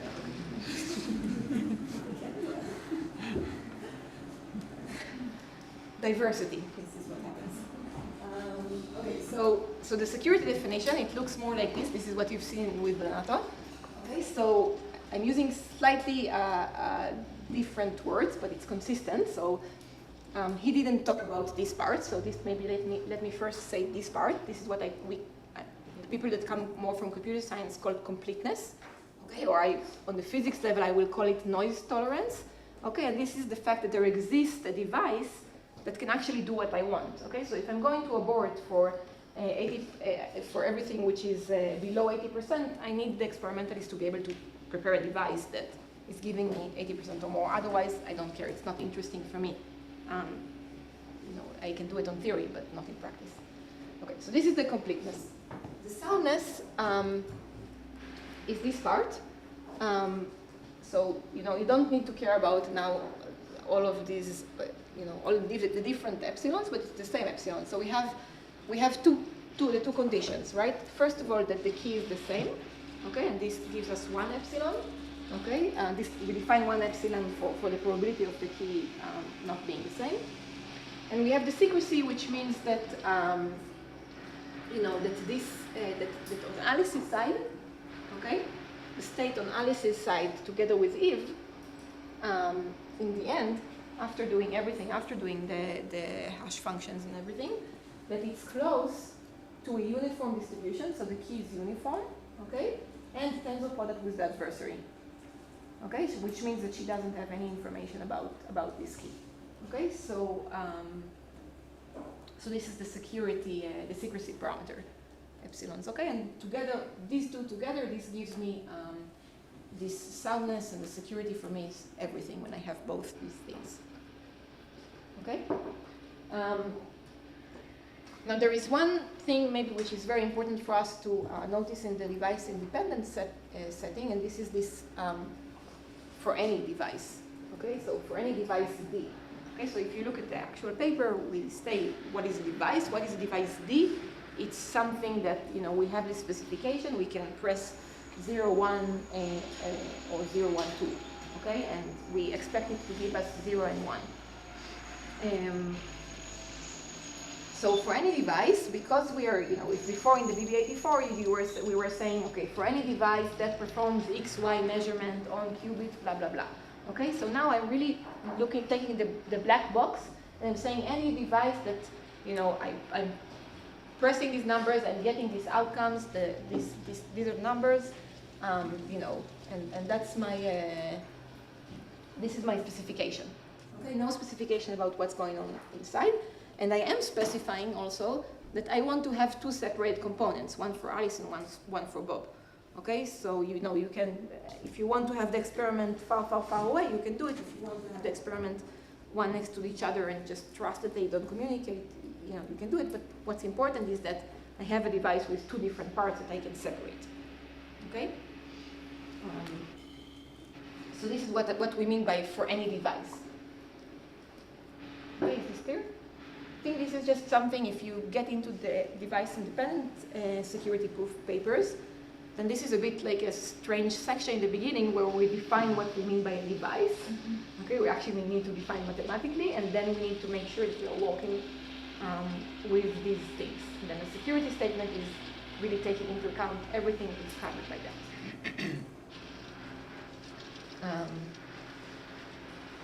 Something else which is very important is while Renato and Uli told you that the security definition is composable, so you talked about composability, right? Okay. So composability means, just to remind those that don't remember, composability means that, you know, if I take one protocol, and now I want to, for example, the QKD protocol, and now I want to use the keys as a one-time pad for something else. I want to compose these two tasks, and I want them to also be secure. If this one is secure and this one is secure, I want them together to also be secure. Okay, so I need to define this way of how I'm connecting different protocols. So this was composability. And the way that we are writing, you know, these conditions for security, basically, you know, someone proves, someone, not only, and Christopher open, we proved that this definition means that you can compose together. So this is what makes it the right security definition. Okay, but in the device-independent case, when you look more closely into this, you see that actually this thing is not fully composable. So it's not composable when you compose it with itself. Why? The difference is that if I now if I now take a device, right? I take this box and I run it and I get a key. And now I use the same box to create a new key. Okay? Then whatever was left in the memory from the previous round is still there. And you can leak it in the second time that you're using it.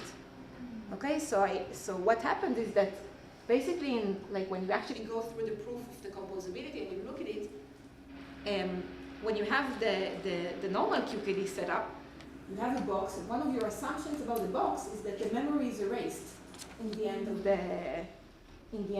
the protocol, or that you're not using information. You trust your device that it's not using information from the other side of the memory when you used it 100 years ago, in the second time that you're using it. Okay, but here we cannot afford this. We don't know there's a memory. It can keep the key from the previous thing, and now when I will use it, it will still be there, and you can leak information. Okay, so it's not composable. At least we know exactly to say in which sense it's not composable and in which other sense it is composable. Okay, so we can formalize all of this mathematically. And maybe there was also an earlier question in the previous part, which was, okay, can we actually avoid all the loopholes and all of these things? So, I wouldn't call it a loophole, but it took quite a lot of time for people to understand that this is not that we cannot just use the same security definition and think that this is that it's composable, because it was composable for normal QKD. Okay, so these are things that are very kind of delicate, and we have to understand where these things come from in order to be able to say, okay, yes, I'm using something. Okay, but so it's just important to note that it's not composable in the sense that we need to make sure that the memory from a first run doesn't go out in a second round. Okay, so that's if I erase all the memory from the previous round, I'm good. You can continue everything. Okay, but otherwise, I need to make sure nothing leaks.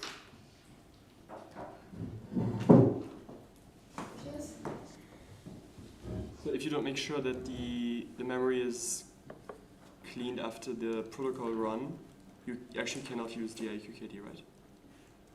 So you can. So it's a bit more of a financial problem, I would say. So you can buy a device from Eve, right? Use it to create a key using a device-independent QKD, and now you can use the key in a composable way in whichever way you want. Just make sure that no one is using. Next time you want something, buy a new one, and this one, keep it for yourself. But no one will do it, right? So. Okay, but so it kind of restricts then the device a little bit in the sense that the device cannot have memory. Otherwise, So it can have. Okay, so it will have memory during an execution of the protocol. No, in between protocols. I mean. In between, if you want to use twice device-independent QKD with the same device instead of buying a new one, then you should kind of justify for yourself that it's okay. But I have to say, it's serious in the sense that it took time to understand it. Okay, which means that we scientists, we need to be very careful with these things, right? At first we thought, okay, we're using this definition, it's good to go. We didn't even realize that there is this issue. Okay, so it's very important on the mathematical level, and again, when you're proving security, you need to understand what's going on exactly. What's the exact statement that you're making, and this is the exact statement that you're making, that you need to make sure the memory doesn't leak. But in practice, this was the paranoid point of view. But I said there is also the realistic point of view for device-independent. This is the fact that we just don't want to get into all possible side channels, and we don't want to get into the how things works on the level of the hardware. And in this case, you're working with it. It's kind of clear to you that what the device, there's some crazy stuff, but the device is not maliciously taking the key from the previous one and outputting it, right? So in this sense, you're fine, right? So it depends where, again, on the paranoid level where you want to be, and what matters to me is that you know how to define it in a very clear way.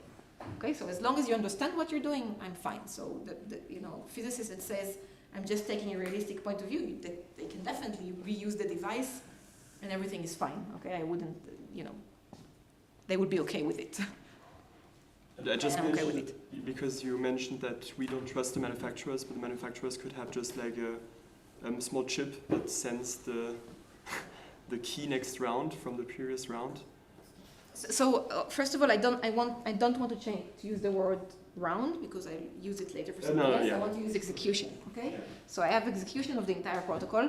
The chip, I mean, again, this can happen in every your iPad, right? If your iPad sends the key that you generate, then okay. But what I'm saying is something different. Not that you just can't give it to your adversary directly, but even if you yourself will use it, the device can kind of keep on the side the previous key, then start like giving away while you're executing the second protocol will abort probably because you can't continue with it. But the device will use the second execution in order to leak information out. Okay, and this is why you can't really compose it with itself. But that's again, I would think about it more as a mathematical statement, which is important if you want to know what exactly you're doing. Okay, and that's important when you care about security definitions, and in this summer school we care about security definitions. But in terms of the usefulness of device-independent QKD, I would say there's no problem. In the sense, if we are also buying the apparatus from the Eve, so Eve has already loaded something in the memory, or that is also corresponds to composable? No, whatever Eve gave, like put in the beginning, that's okay. That's okay. Yes, it's only what we are kind of keeping from the previous execution that matters.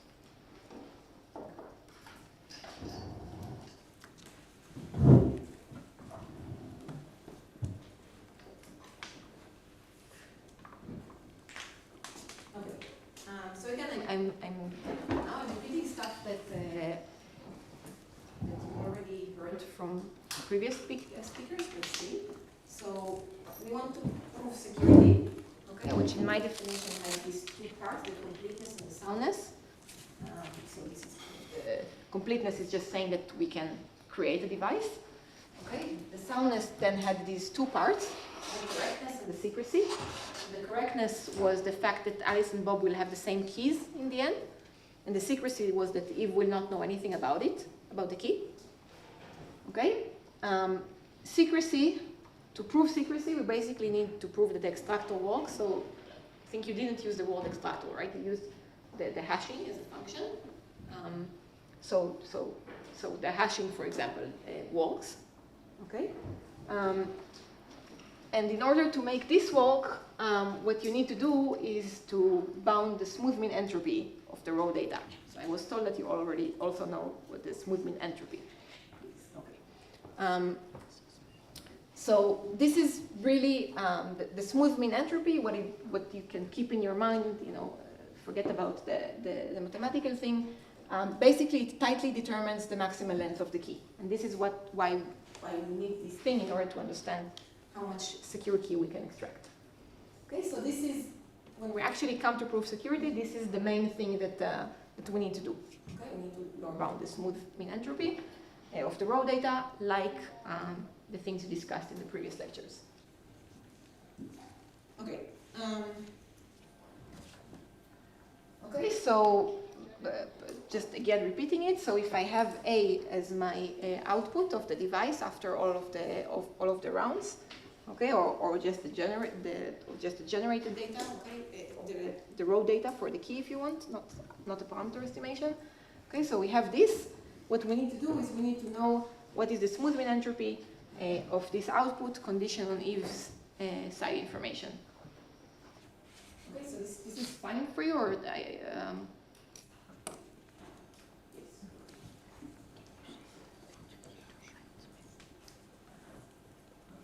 Okay. So how are we going to do this?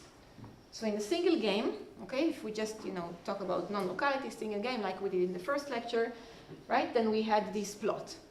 Okay, and this plot, this is exactly what it's doing. It's we worked really hard to prove it. And now there is a function, the amount of von Neumann entropy, not the Smoothman entropy, but the von Neumann entropy, which will be the one relevant for us, as a function of the winning probability in the game. Okay, so this is the relationship between the observed data, the winning probability, okay, the parameter that we're estimating, to the entropy. As we said, a single game is not, it's not enough. Then we can think about the case, the IID, the identically and independently distributed case. So I understand that this you also heard, and this is what nobody in the BB84 talk, that here you can just, I have many identical copies of the same box, okay? And I'm not, this box, when I play the first game, I don't keep information afterwards for the second box, okay? So they're all the same. So this is my IID in picture. So this is one thing that we can consider. And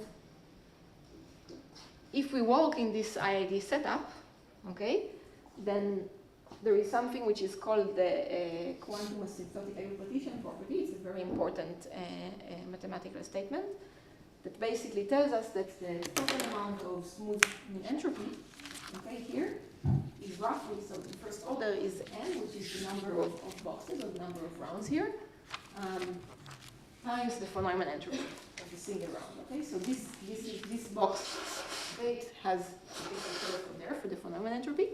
Okay, so I multiply it by n, and this is roughly the Smoothman entropy. Okay, so there are also second order terms, and we can make it exact lower bounds and good stuff. Okay, but here I'm just writing. This is roughly what we need. Okay, so in the IID case, with this type of theorem, okay, so in the case that n goes to infinity, this is the asymptotic, you really get this exactly, and then this is why the asymptotic key rate. And you saw with Norbert, it was really statements about entropies, just von Neumann entropies, okay, and not the Smoothman entropy. Because when we're doing finite statistics, so when n is finite, okay, but we are in the IID case, we can relate, still relate these two quantities and get the Smoothman entropy from the von Neumann entropy times the number of boxes that I'm using. Did you see this before or not? Before in the school, I mean. In the school. Okay. But we don't care about this, especially if we're doing a device-independent, right? There is no reason for us to believe that this would be why would Eve do such a thing? Okay, she will want to kind of exploit the entire device and the fact that she can transfer memory from one round to another. Okay, so we need to really consider the most general device. Okay, we have, we start with this box, and it has something for Alice, something for Bob. This can be some crazy things, and you're using this part of the Hilbert space and that part of the Hilbert space. Okay, it's a completely unstructured thing. Okay? And what we need to know is okay, what is this? How can we, if we have this thing, we have no idea what's going on inside, nothing about the structure of the Hilbert space, nothing. Okay, I don't even know that I'm using pair of qubits or something like this, one after the other. Okay, so how can I do something? So this would be my goal. Questions about this? This is very important to at least understand what's the complicated thing. Okay, so I have my box. It's this huge thing. I have the time structure when I'm using in the protocol, okay, that I'm first inputting, giving the first round, and I'm getting the outputs of the first round, then I'm giving the inputs of the second round, and I'm getting the outputs of the second round. But this is just a time structure for the protocol. It has nothing to do with what's going on inside the crazy box.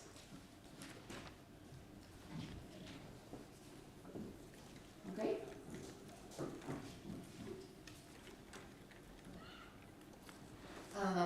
so this general device, okay, it can have really like unstructured entanglement. It's not just that memory will go through the entire thing. Okay, I can really have, you can really imagine it as having like, some big quantum state here for Alice and something for quantum state for Bob, and there's like some form of crazy entanglement, but it's not, it's in no way constructed like there isn't something like this. Okay, this I would call it structured entanglement. Okay, even memory can flow, but this I would call like structured entanglement. There is a structure of every round. Okay, but my structure is only in the protocol, it's not in the device, only in the time of the rounds that I'm playing. The device itself can have like this crazy thing inside. I don't know anything about the quantum state here. Okay, it can have crazy multipartite entanglement that is split between these two things.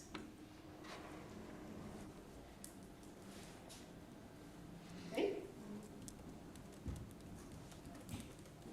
Okay, but we have this sequential process. Okay, that I'm saying we're playing games one after the other. So this is something of the protocol. And it's also a natural description of other processes in nature.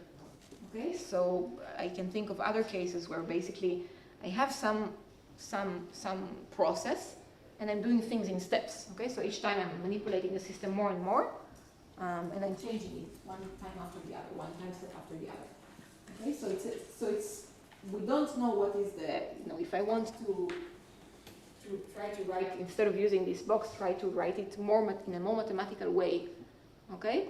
I will draw it like this. So I have some initial state, okay, that this part is the part that is going to be now used, okay, by the protocol. So this part here is the protocol. And this part here is the system that the adversary keeps for herself, okay, the purification. So I have some initial state, which parts of it is in the device of Alice and Bob. Parts of it, it belongs to the adversary. And now I have, I have sequence. I can think of each time that I interact with the device. It's a quantum device, so there is some quantum channel that describes what is being done here. I just don't know what it is. Okay, so there is a quantum channel. I don't know what it is. And my process, it has like these outputs. So some of the stuff are like the A and the B, for example, that come out. Okay, and some of the stuff are like internal things of the device that device sends like to the next step as some kind of internal memory, or again some crazy quantum state that we're just moving from one step to the other. Okay, part of this, in the first part I measure this and this, and then I do some other operation, and then I continue. Okay, so this, we can describe this sequential process like this. We just don't know what these channels are and what is the initial state. Okay, and the final state, of course. This is what we aim for. Okay, but this is, sometimes you don't know what these channels in the system are, and sometimes you do. And also, so if you also analyze something else, some other quantum process where you walk in a sequence of steps, this is very useful. And basically what we want to do is we want to understand how much entropy we have, we accumulated. We call this the entropy accumulation, if you saw this. So how much entropy is accumulated, the smooth mean entropy is accumulated during this process, okay, while we continue with this sequential process.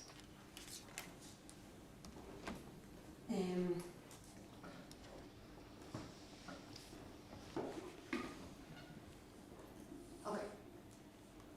So in the IID case, right, I told you that we have this n times the entropy, the phenomenal entropy that we have from the curve that we analyze for the non-local game. Okay?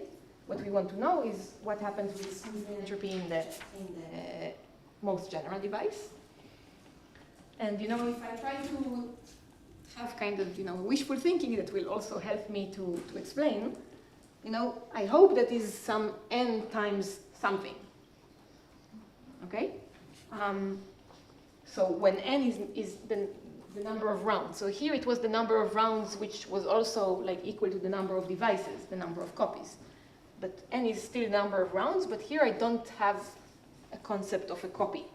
Okay, I don't have like I don't have something that I can say, okay, now this is what's going on here, right?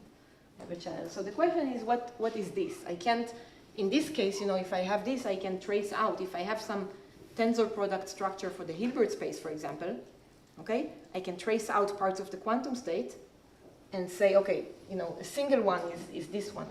If I trace these ones out and I keep this one. Here, when I have these crazy things, I can't really trace out and stay like with something because the system continues to change during the process in a way that I cannot control. Okay, so there should be something we don't know physically. Okay, really, like from the physics point of view, we don't know it. It doesn't describe any particular thing. Okay, we're looking for some mathematical definition, some way to define this thing mathematically that will make it work. Okay, that I'll get something which is the correct answer here. Okay, but if I'm trying to think of it from a physics point of view, at the first sight, really, there is no, you know, what can this be? I don't have a concept of a single system, of a single round. It doesn't really exist. Maybe one good way to put it is that, you know, I said that we're doing parameter estimation, okay? But when we have this, you know, we have this. So what did we?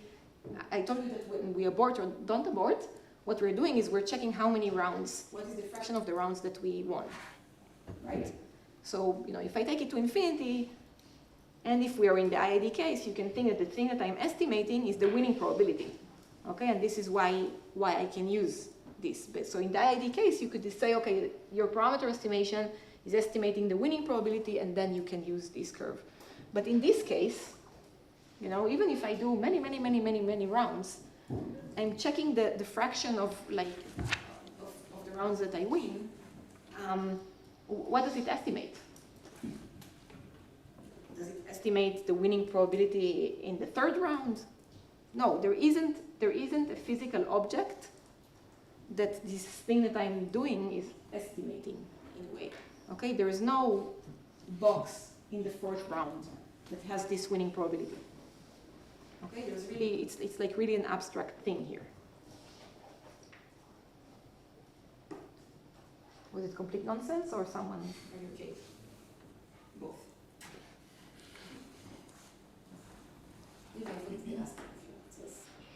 Yeah. So when we talk about these most general devices, I guess we're like in the sequential scenario. So with these most general devices, this is like the sequential scenario, right, and not parallel repetition. Does it like matter? Like. So yes, that's an intense question though. Oh, sorry. So the question was, there is another setting in which we consider device-independent. So this also we can talk about it afterwards, but let me just say what it is. There is a setup that I consider where I can give all the inputs at once. Okay, so in parallel, instead of playing the games sequentially, one after the other, I play the games in parallel. Okay, and then I'm getting all the outputs together. Okay, so this is related to other questions that are called parallel repetition theorems. Okay, of games. So this, whoever is interested, we can talk about it afterwards. But the things, all the proof techniques and the things that I'm going to talk about, this is only, it matters that it's a sequential process. Okay, and in fact, we don't have a good way to do the parallel side. So I guess in practice, it makes sense to like if we are not very paranoid, we can consider that the rounds are independent, but identical is more tricky, because maybe the sources are different, or like at some moments there could be different kind of noise. So does such a theorem hold still if we just assume independence and like some kind of rough idea about like the states being close together in some sense? So I think it's okay. So the question was what, maybe in identical, we don't want to assume identical, but we do want to assume independence. So then at least, first of all, the answer will be that we can do this at the same cost. So I don't need even to assume the independence.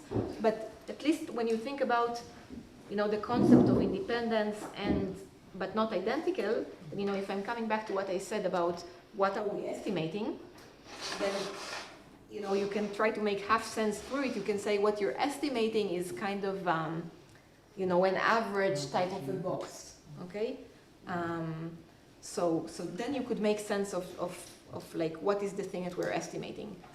Well, here we cannot even really make sense of what is the thing that we're estimating when we do the parameter estimation, but I gave, when we have this t now, and this t is the same as this, so you don't need the independence will not give you more than the independence but not identical will not give you more. And I think it's also actually important to assume that there can be some memory, okay? Because the reason the things, it's not just that things are not, you're randomly choosing, the values for the source to be this and this, okay? The source is slightly different. But the source, for example, from what my experimentalist friends tell me, for example, it has higher probability for dark count after, the detector has higher probability, for example, for dark count after it clicked in the previous round. Okay, so there are correlations between the rounds. Okay, or the source is creating something and slowly it's getting tired and tired. Okay, so we do have in experiments these memory effects that change the system over time, and this is not this here. This gives you the memory, this memory that continues. Okay. So they're not even independent. That's what I'm saying.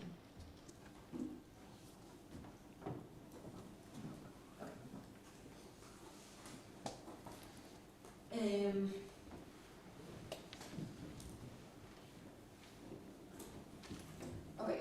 So I'm not going to give. I'm giving you basically almost nothing, the information. I'll just say that we can, I'll just say that there is, we have a way of defining this t, such that this statement will be true, And the way that this t is defined is via something that we call the mean trade-off function, And this mean trade-off function basically takes the, if I'm thinking about the structure of this where I have some input state, parts of it belongs to the adversary, parts of it goes to the channel that I don't know what it is, So what we have here, the way that we define this function, is by taking infimum, over all possible states, with a specific winning probability that I expect, so with a specific parameter, the threshold that I mentioned. I want this 80%, for example. So I'm minimizing this von Neumann entropy, of apply the channel after the state, so it's the von Neumann entropy after at this point, And I'm taking the worst case state, so I'm all the states that can have a winning probability that it's kind of consistent with the number that I did parameter estimation to. So again, it's a mathematical object. There is no average channel or something like this. It's a mathematical object that we can define, that is defined by this function. But basically, in the device-independent setup, this is exactly what we have here. So in the device, how did we? So we had this curve, which is von Neumann entropy, And anyways, we didn't know anything about the device, about the box. So what did we do? We said, okay, if you have this winning probability, now let me take the worst case device, like what Eve needs to try to find the device that will achieve this winning probability and give as most information as possible to her. Okay, this is what she was trying to do. So this was, by definition, this thing. Okay, so in the device-independent case, the curve that we already had, it actually corresponds to this mathematical object that we define here. Okay, so by using this curve and this definition and big papers with a lot of proofs, we can get to this kind of statement. We can also get the second order term, but we get something which is exactly has this form of, you know, this thing is raised the von Neumann entropy at this point of the threshold, and it gives us exactly what we would, we would get if we had the IID thing. Okay, so these are good news. They took, I think, more than a decade to get to this point in the device-independent set.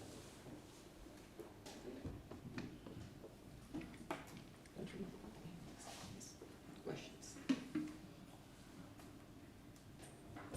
Okay, so the buzzword. Also later I write somewhere. I won't maybe I will do this. Okay, so okay, so also there's a book. So you go the other way around. There's no other way around here.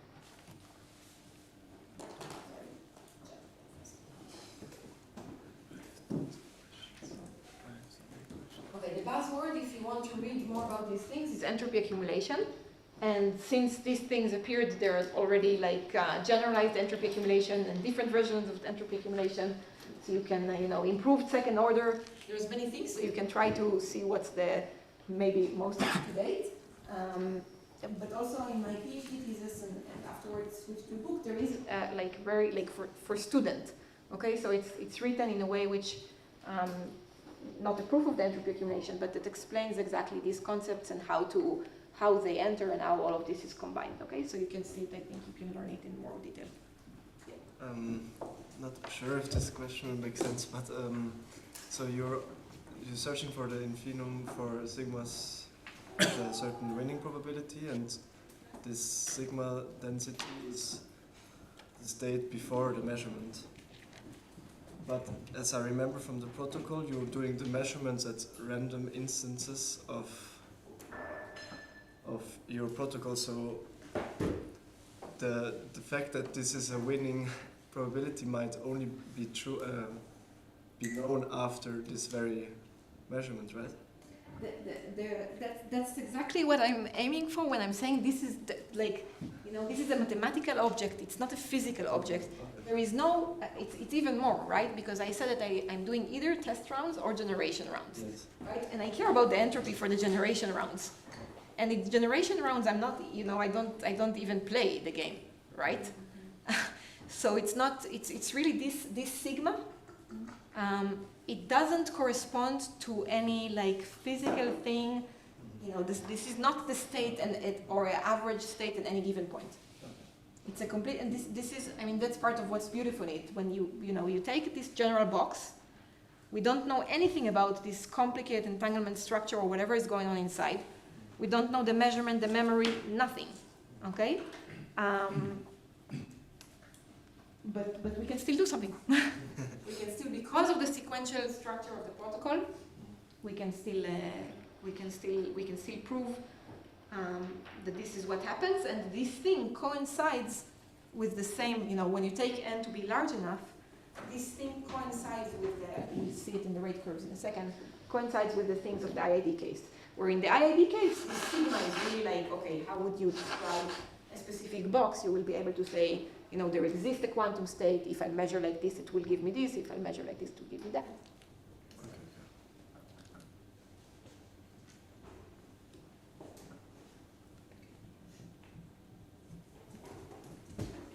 Okay, so do you want to talk about definite theorems or okay? So for me, the finite theorem and this entropy accumulation, all of these things, I see it. I think it's useful as a understanding. It's just looking at, I call it reductions to IID. Okay, so I can analyze sometimes the single box. This is easy to do, and then I would know how to do this. But what I really care about is the sequential case, the most complex box. Okay, so we're basically saying this. It's a different way of saying these two cases are kind of similar. Okay, so we have a way to show that these two cases are similar, and this is why, if I kind of intuitively understand this one, hopefully I have a way to prove this one as well. Okay, it's just a different technique. It doesn't always work. Okay, you can't just say, and we see it in a lot of papers. You can't just say, I did this, and because there is entropy accumulation, this is correct as well. No, okay? It doesn't work this way. You have to check. Also with the Finetti, you have to check further if you care about security proofs. But I think it's insightful as a point of view. Okay, so that's also an advantage for proving security in this way. We also learn, it's insightful also in the sense that we know that the adversary, by the fact that we give her more power to do this complicated thing, she actually doesn't get more knowledge than doing this, which I found surprising at first. I let her do whatever complicated thing she can do, but still, she will not get more information than actually preparing this thing. Okay, so that's also insightful from this cryptographic point of view. It's modular and simple, this approach, in the sense that now maybe I showed you something where the curve for the entropy of the single box was for the CHSH, but if you want to plug a different Bell inequality now, then analyze the entropy for the other Bell inequality, plug it here, and then you get it there. Okay, so it's a very modular proof technique. It's also asymptotically tight. Okay, so again afterwards, so it's the first order is n times the entropy. People are improving the second order, so it's a tight security proof. Okay, so I think it's useful in general, these kind of approaches of reductions to IID, and there's you can really go for doing it slowly, not in this relatively quick. Okay. So some rate curves. Okay, so this I'm showing not because I actually care about the numbers, but what I want is that I think would be insightful for you is just to understand how to read these type of plots, okay? So, what we have here, we have the mean, the smooth mean entropy, okay, divided by n, okay, so it's not average, but it's just we get a scale from 0 to 1, okay, and we have here the winning probability. Okay, and what we see here, so this one, the dashed one, is the IID asymptotic rate. So this is exactly also like the one that we saw in the previous part, the blue curve. And what we have here is just, if I choose different how many steps we have in the experiment, in the protocol. Okay, so for different number of rounds, we will see, we can get higher and higher rates. Someone have an idea of why the rate increases as we do more and more rounds? I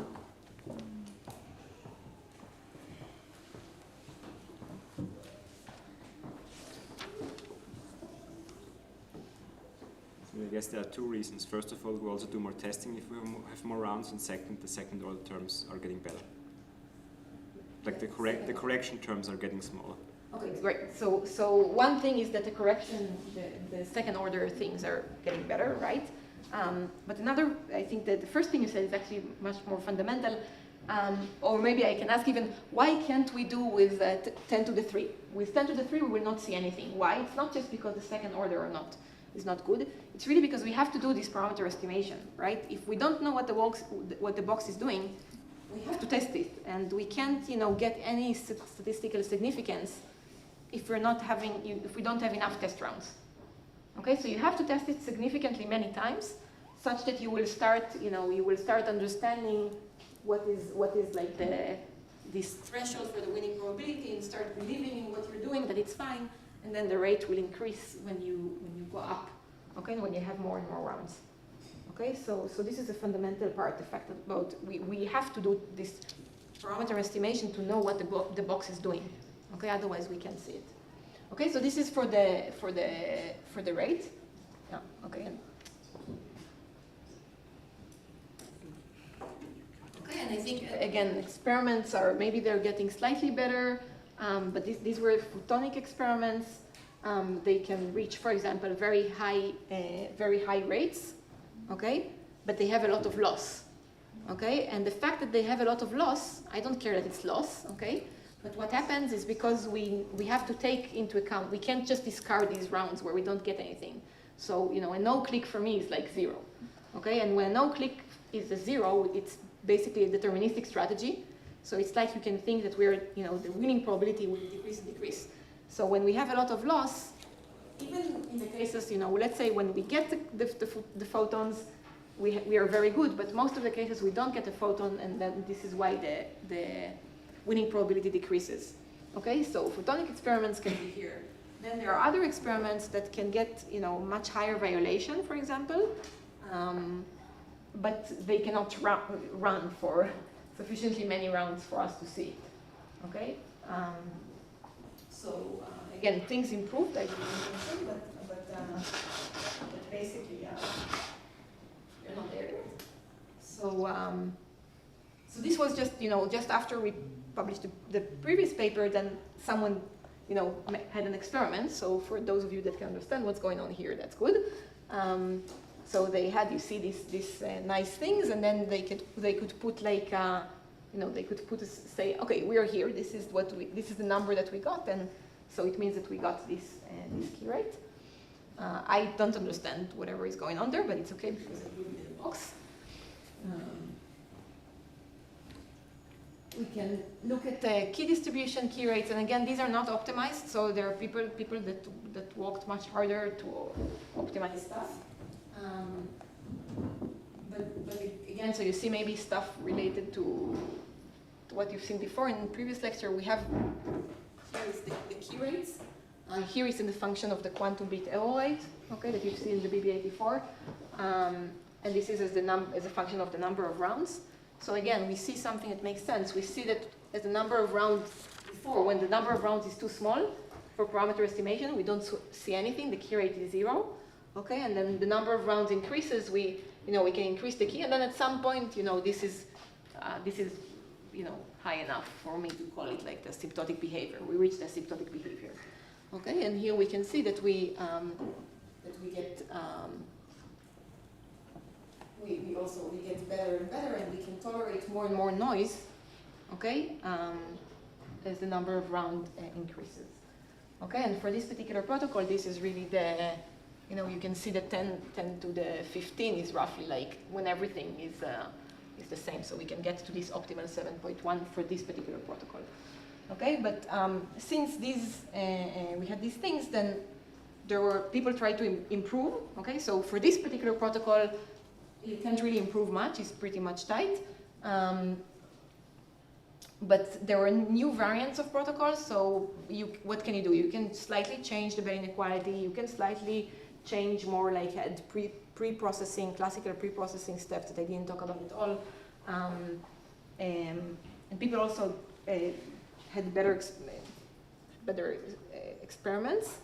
And there are two recent review papers. Okay, these two papers from last year that we cover both like just main ideas, but also really there were 2, 3, 4 I don't know papers, experimental papers that said, okay, we're doing device-independent QKD, and they each have their cons and pros, but there is an explanation of exactly like what thing happened. So I have them open. I can show you later the different experiments, and then one of them is very, very slow, and this is why they don't really get something, and one of them is very fast, but on a very low winning probability. Okay, so it really depends on the type of physical architecture that you choose. You just find yourself in different places on these plots.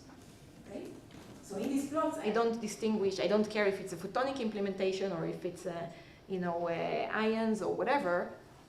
The rates are the same, but different implementations will find themselves in different places, or it will take longer time.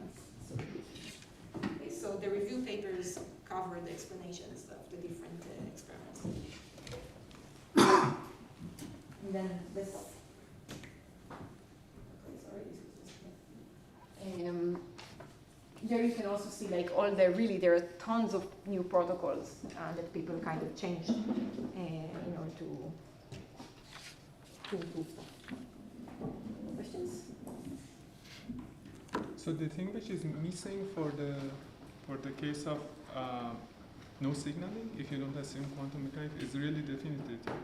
Sorry? Is it the definity theorem that you cannot go from IID to non-IID in the case of just considering no signaling boxes?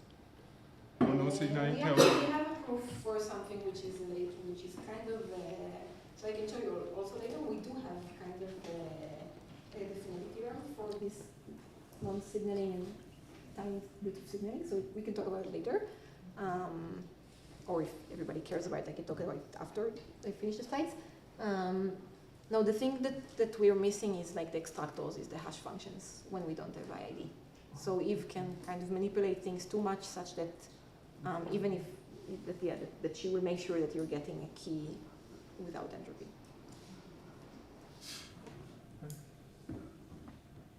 Yeah, I don't know if you can answer this, but do you know why current experiments are so far away from the theoretical analysis? What is They're not far from theoretical analysis, they're far from achieving good rates. Yeah, I think. Yes, so let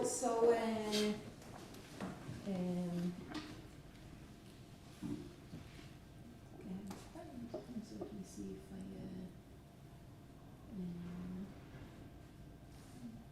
okay, so this is so this is one of the review papers. They have like a list of different variants of protocols, so you can see how many things. But this is not what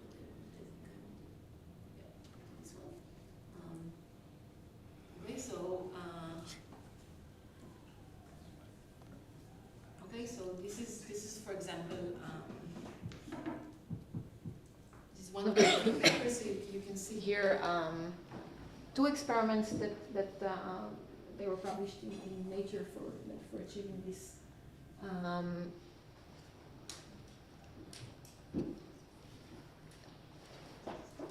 So okay, they achieved it, but you can see here. So depending on the, maybe it's better to look at the other one. Okay, so here you can see that the rate. You can choose between different stuff. Here in this experiment, for example, the length between, the distance between the two devices was 3.5 meters.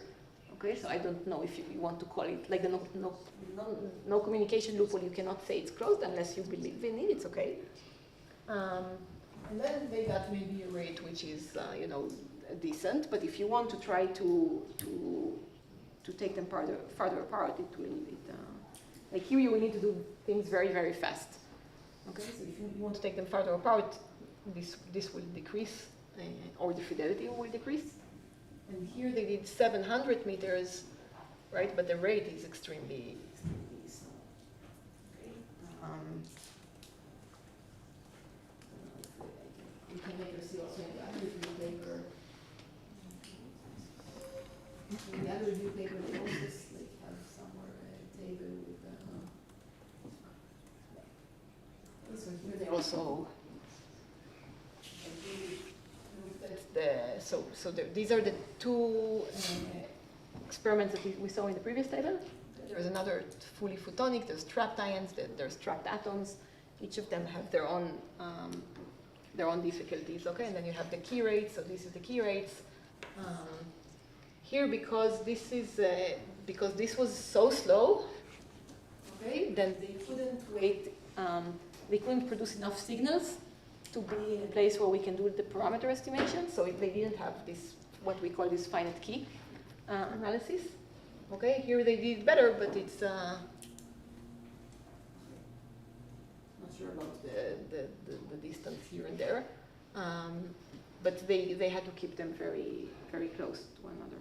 Okay, and the reason is really in the technical stuff, like where how would you qualify that the way that you're moving the ions or stuff, whether you say, okay, this is now I believe that the loophole is closed. Okay, so they need to argue that the loopholes are closed, and for this they need to move different parts far away from different things inside the device, and depending on their abilities to do this and to create entanglement, it makes it fast or slow and stuff like this. Okay, the photonic thing, yes, it's like they did the IID and thought that it will go to the non-IID, but it doesn't. Okay. But both of so this review paper has much more of all of the different variants of the protocol. The other one is more focused on explaining the difference between the experiments and what in general there is to do in the different types of. Okay, but this is.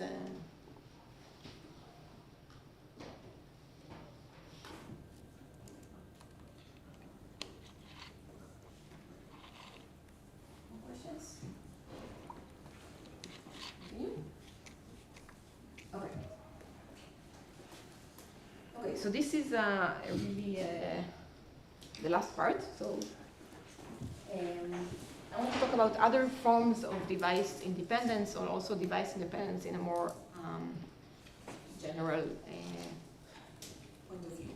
Okay, so this is short. Don't be scared. So we said that device independence is basically that it means the security proof is independent, right, of the physical implementation of the device. Okay, this is why we put it in this box. So one thing that I want to say is that device independence is kind of an approach, it's a point of view. So, you know, even when we think about completely different, not completely different, you know, when I'm thinking about entanglement distillation, or if we go to think about black hole stuff, gravity, there is something, I can't explain it, okay, but there is something that when you come, if you're coming from this device independent point of view, where you kind of, you know, your starting point is that you have these blobs, you know, I don't have something structure, I have something that I don't really understand. It makes me, like, as a point of view, as a researcher, it makes me understand better the details of, like, what do I know, what do I understand, what I don't understand, and kind of separate the things in a way which helps to solve other things, or to think about other things in a way which is fruitful. Okay, so even just understanding this and understanding that, you know, that you have to separate what you know and what you assume and what you don't know or don't assume, it makes everything, like, mathematically, theoretically, it makes you very much aware of what you're doing, and it also makes a huge impact on other completely different things, different research directions.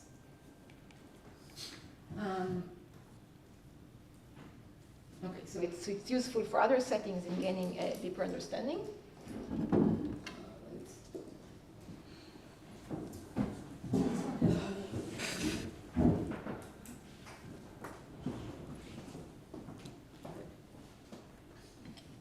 Okay, so what I said is that it's useful for gaining deeper understanding in other topics. I also want to say that it's useful for other applications. So we talked about QKD, or I think also a lot of the speakers here, we talk about QKD, but there's also many other things that we're doing. And you can take other cryptographic settings, okay, multi-party computation, verifications of stuff, entanglement distillations, okay, there are many different things that we can do with a device-independent point of view, okay, of saying, okay, we don't characterize, we put it in a black box, and these ideas, they're good for other applications, okay, so we can take other applications and make them device independent. So you will see it quite a lot if you look at papers. There are other device independent stuff. Okay, not just QKD. And the other thing is really these many forms. So, you know, we say the security proof is independent of the physical implementation, but we mentioned the loopholes, right? And we mentioned, for example, up to the assumption that, you know, we have these two separated devices and they cannot communicate during the execution of the protocol. Okay, so this is an assumption. Okay, let's admit it, this is an assumption. We can try to force it, but it's an assumption. Okay? And, you know, maybe there are other interesting assumptions. You know, I'm not saying that I don't believe, like, in speed of light or putting things far away. I do. But for many applications, maybe I don't want to put things very far away. It's very complicated, right? If I have two banks communicating with one another, you know, they will not now decide on the location of the branch in order to fulfill the non-signaling, you know, case, right? So maybe there are other interesting assumptions, and I find very important to think about them. Okay, so, you know, what we care about are assumptions that we feel that we can, you know, the things that we can enforce. Okay, or if we cannot enforce, so enforce is, for example, really putting them sufficiently far away, or that we can, you know, really believe in them. So I can say, if I have these two devices, you know, I still put them sufficiently close, but, you know, I trust that they don't, like, maliciously communicate. Okay, but different people can have different beliefs. Okay, and our work as scientists is to come up with the proofs and not change the beliefs necessarily. So there can be assumptions that we can false or believe in, and there can be assumptions that fit specific application, like what I said with the bank. Okay, so maybe for the bank we need some different setup. Okay, and of course we are also, independently. So these three things are independent of one another. We also care about assumptions that allow us to increase the key rate, right? So I showed you some key rate curves. We can also walk on upper bounds. This is also some significant work done there. We can also look at upper bound and understand, okay, BB84, you get a key rate which is much better than device-independent. Of course, because we assumed, we made our lives much harder, right? We assumed much less in a device-independent, so the assumptions are weaker, okay, but the rate is also lower. So maybe there is a different assumption, I will be fine with it, and it will increase the rate. Okay, so maybe that's my goal also. So this is also something to consider. And as I said, I think there will be a client of the device-independent or for the QKD device that experimentally someone else's companies construct. My work is to be able to prove security for these different devices. So the client can choose which assumption is better for them, or what's the trade-off between the rate and the cost and whatever. Okay, but I want to be able to prove security for these things. And ideally, I would like to have like a pretty security framework that allows me to plug and play and do these kind of things, and we don't have this today. Okay, so there's a lot of interesting work on understanding how can we put different assumptions into place such we can give the clients secure things. Okay, so just what the no communication assumption, this is what we had so far. Okay, and I want to mention two more assumptions. So one or two more groups of assumptions, let's put it this way. So one is like the realistic physical assumptions about parts of the device. So this is what we call semi-device independent, okay? Or I think Eleni maybe mentioned measurement device independent or something like this. So we can say, oh, we trust the source, we don't trust the detector. Or we can start to say, okay, we believe that a certain laser has some limited amount of energy that it can produce, and we make some assumptions. So we can consider different things. Okay, it's very interesting to try to think what are the realistic. This we need experimentalists for. What are like the realistic assumptions we can make on parts of the device, or something that we can that we can trust, something that you can show, this beam splitter, I can take it out and replace it with a different beam splitter, and then I trust my beam splitter and I'm fine with this part. Now this is something I don't know the answer. I think it's something interesting to look into, to see how I justify different assumptions I can make about different things, and then come up with a security proof that will give me good rates when I just trust a part of the system for some good reason. Okay. So this is like the physical relevant assumption, I call this group. And another thing that people are doing now and I find really interesting is assumption about the computational power of the device. Okay, so here, this is like a post-quantum, you want to make a post-quantum cryptographic assumption. Okay, so it means that a quantum computer cannot break a certain task, in this certain amount of time. Okay, for example, this task is too hard for a quantum computer to solve. Okay, so we're getting into computational complexity, but I can still do all of these things. I can say, okay, this device that I put in the black box, during the time of the execution of the protocol, I believe that it cannot break this assumption. And then it's done. It gave me the key. I got the key out of it. And I don't care if someone will break the assumption afterwards. Once I got the key has an information theoretic security. Okay? The assumption about the computational power is just during the execution of the QKD protocol. Okay? So now I switch. I can do it with Alice and Bob or without with just. So in QKD we always have Alice and Bob, and we can say, okay, I'm not using non-signaling. Maybe the devices can be connected to one another, but I can still prove that we get the key if I put the computational assumption instead of the no communication assumption. Okay, so this is something that we know how to do. Okay, or in a verification scheme, we can now act with a server, assume some computational assumption about the server. And I'm still not assuming anything about like the actual physics here, right? I don't know what's inside. I still don't know what is the source or whatever. I don't know what's going on. I just assume, I believe that, during the time that I'm using it, it cannot break a certain computational problem. Okay, so right now when I'm using it, if someone solves the problem in 10 years, I don't care. I already got my information theoretic secure key. Okay, so, and some clients will prefer to believe in this computational thing that many people are trying to break and they don't manage, rather than that, the two devices that are here are not communicating. Right, so you can find different trade-offs, different beliefs for different clients, different assumptions, then you get higher, lower rates, whatever. What we need to do is to find the security proofs. Okay, so I think in the beginning when these things came up, we called them semi-device independent, we kind of wanted to keep device independent to be just these two devices that cannot communicate. And recently, for me, at least in the recent years, I was like, okay, no, this is device independence. We should call it device independence because I'm not really saying what's going on here, but I'm making a different assumption that I can formally mathematically define. Okay, so as long as I can formally mathematically define it,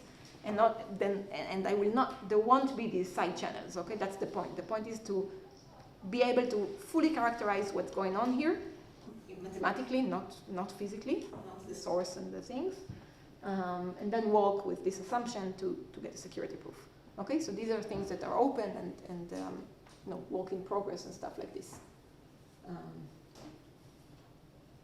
So, unless we have a question, or we can question later.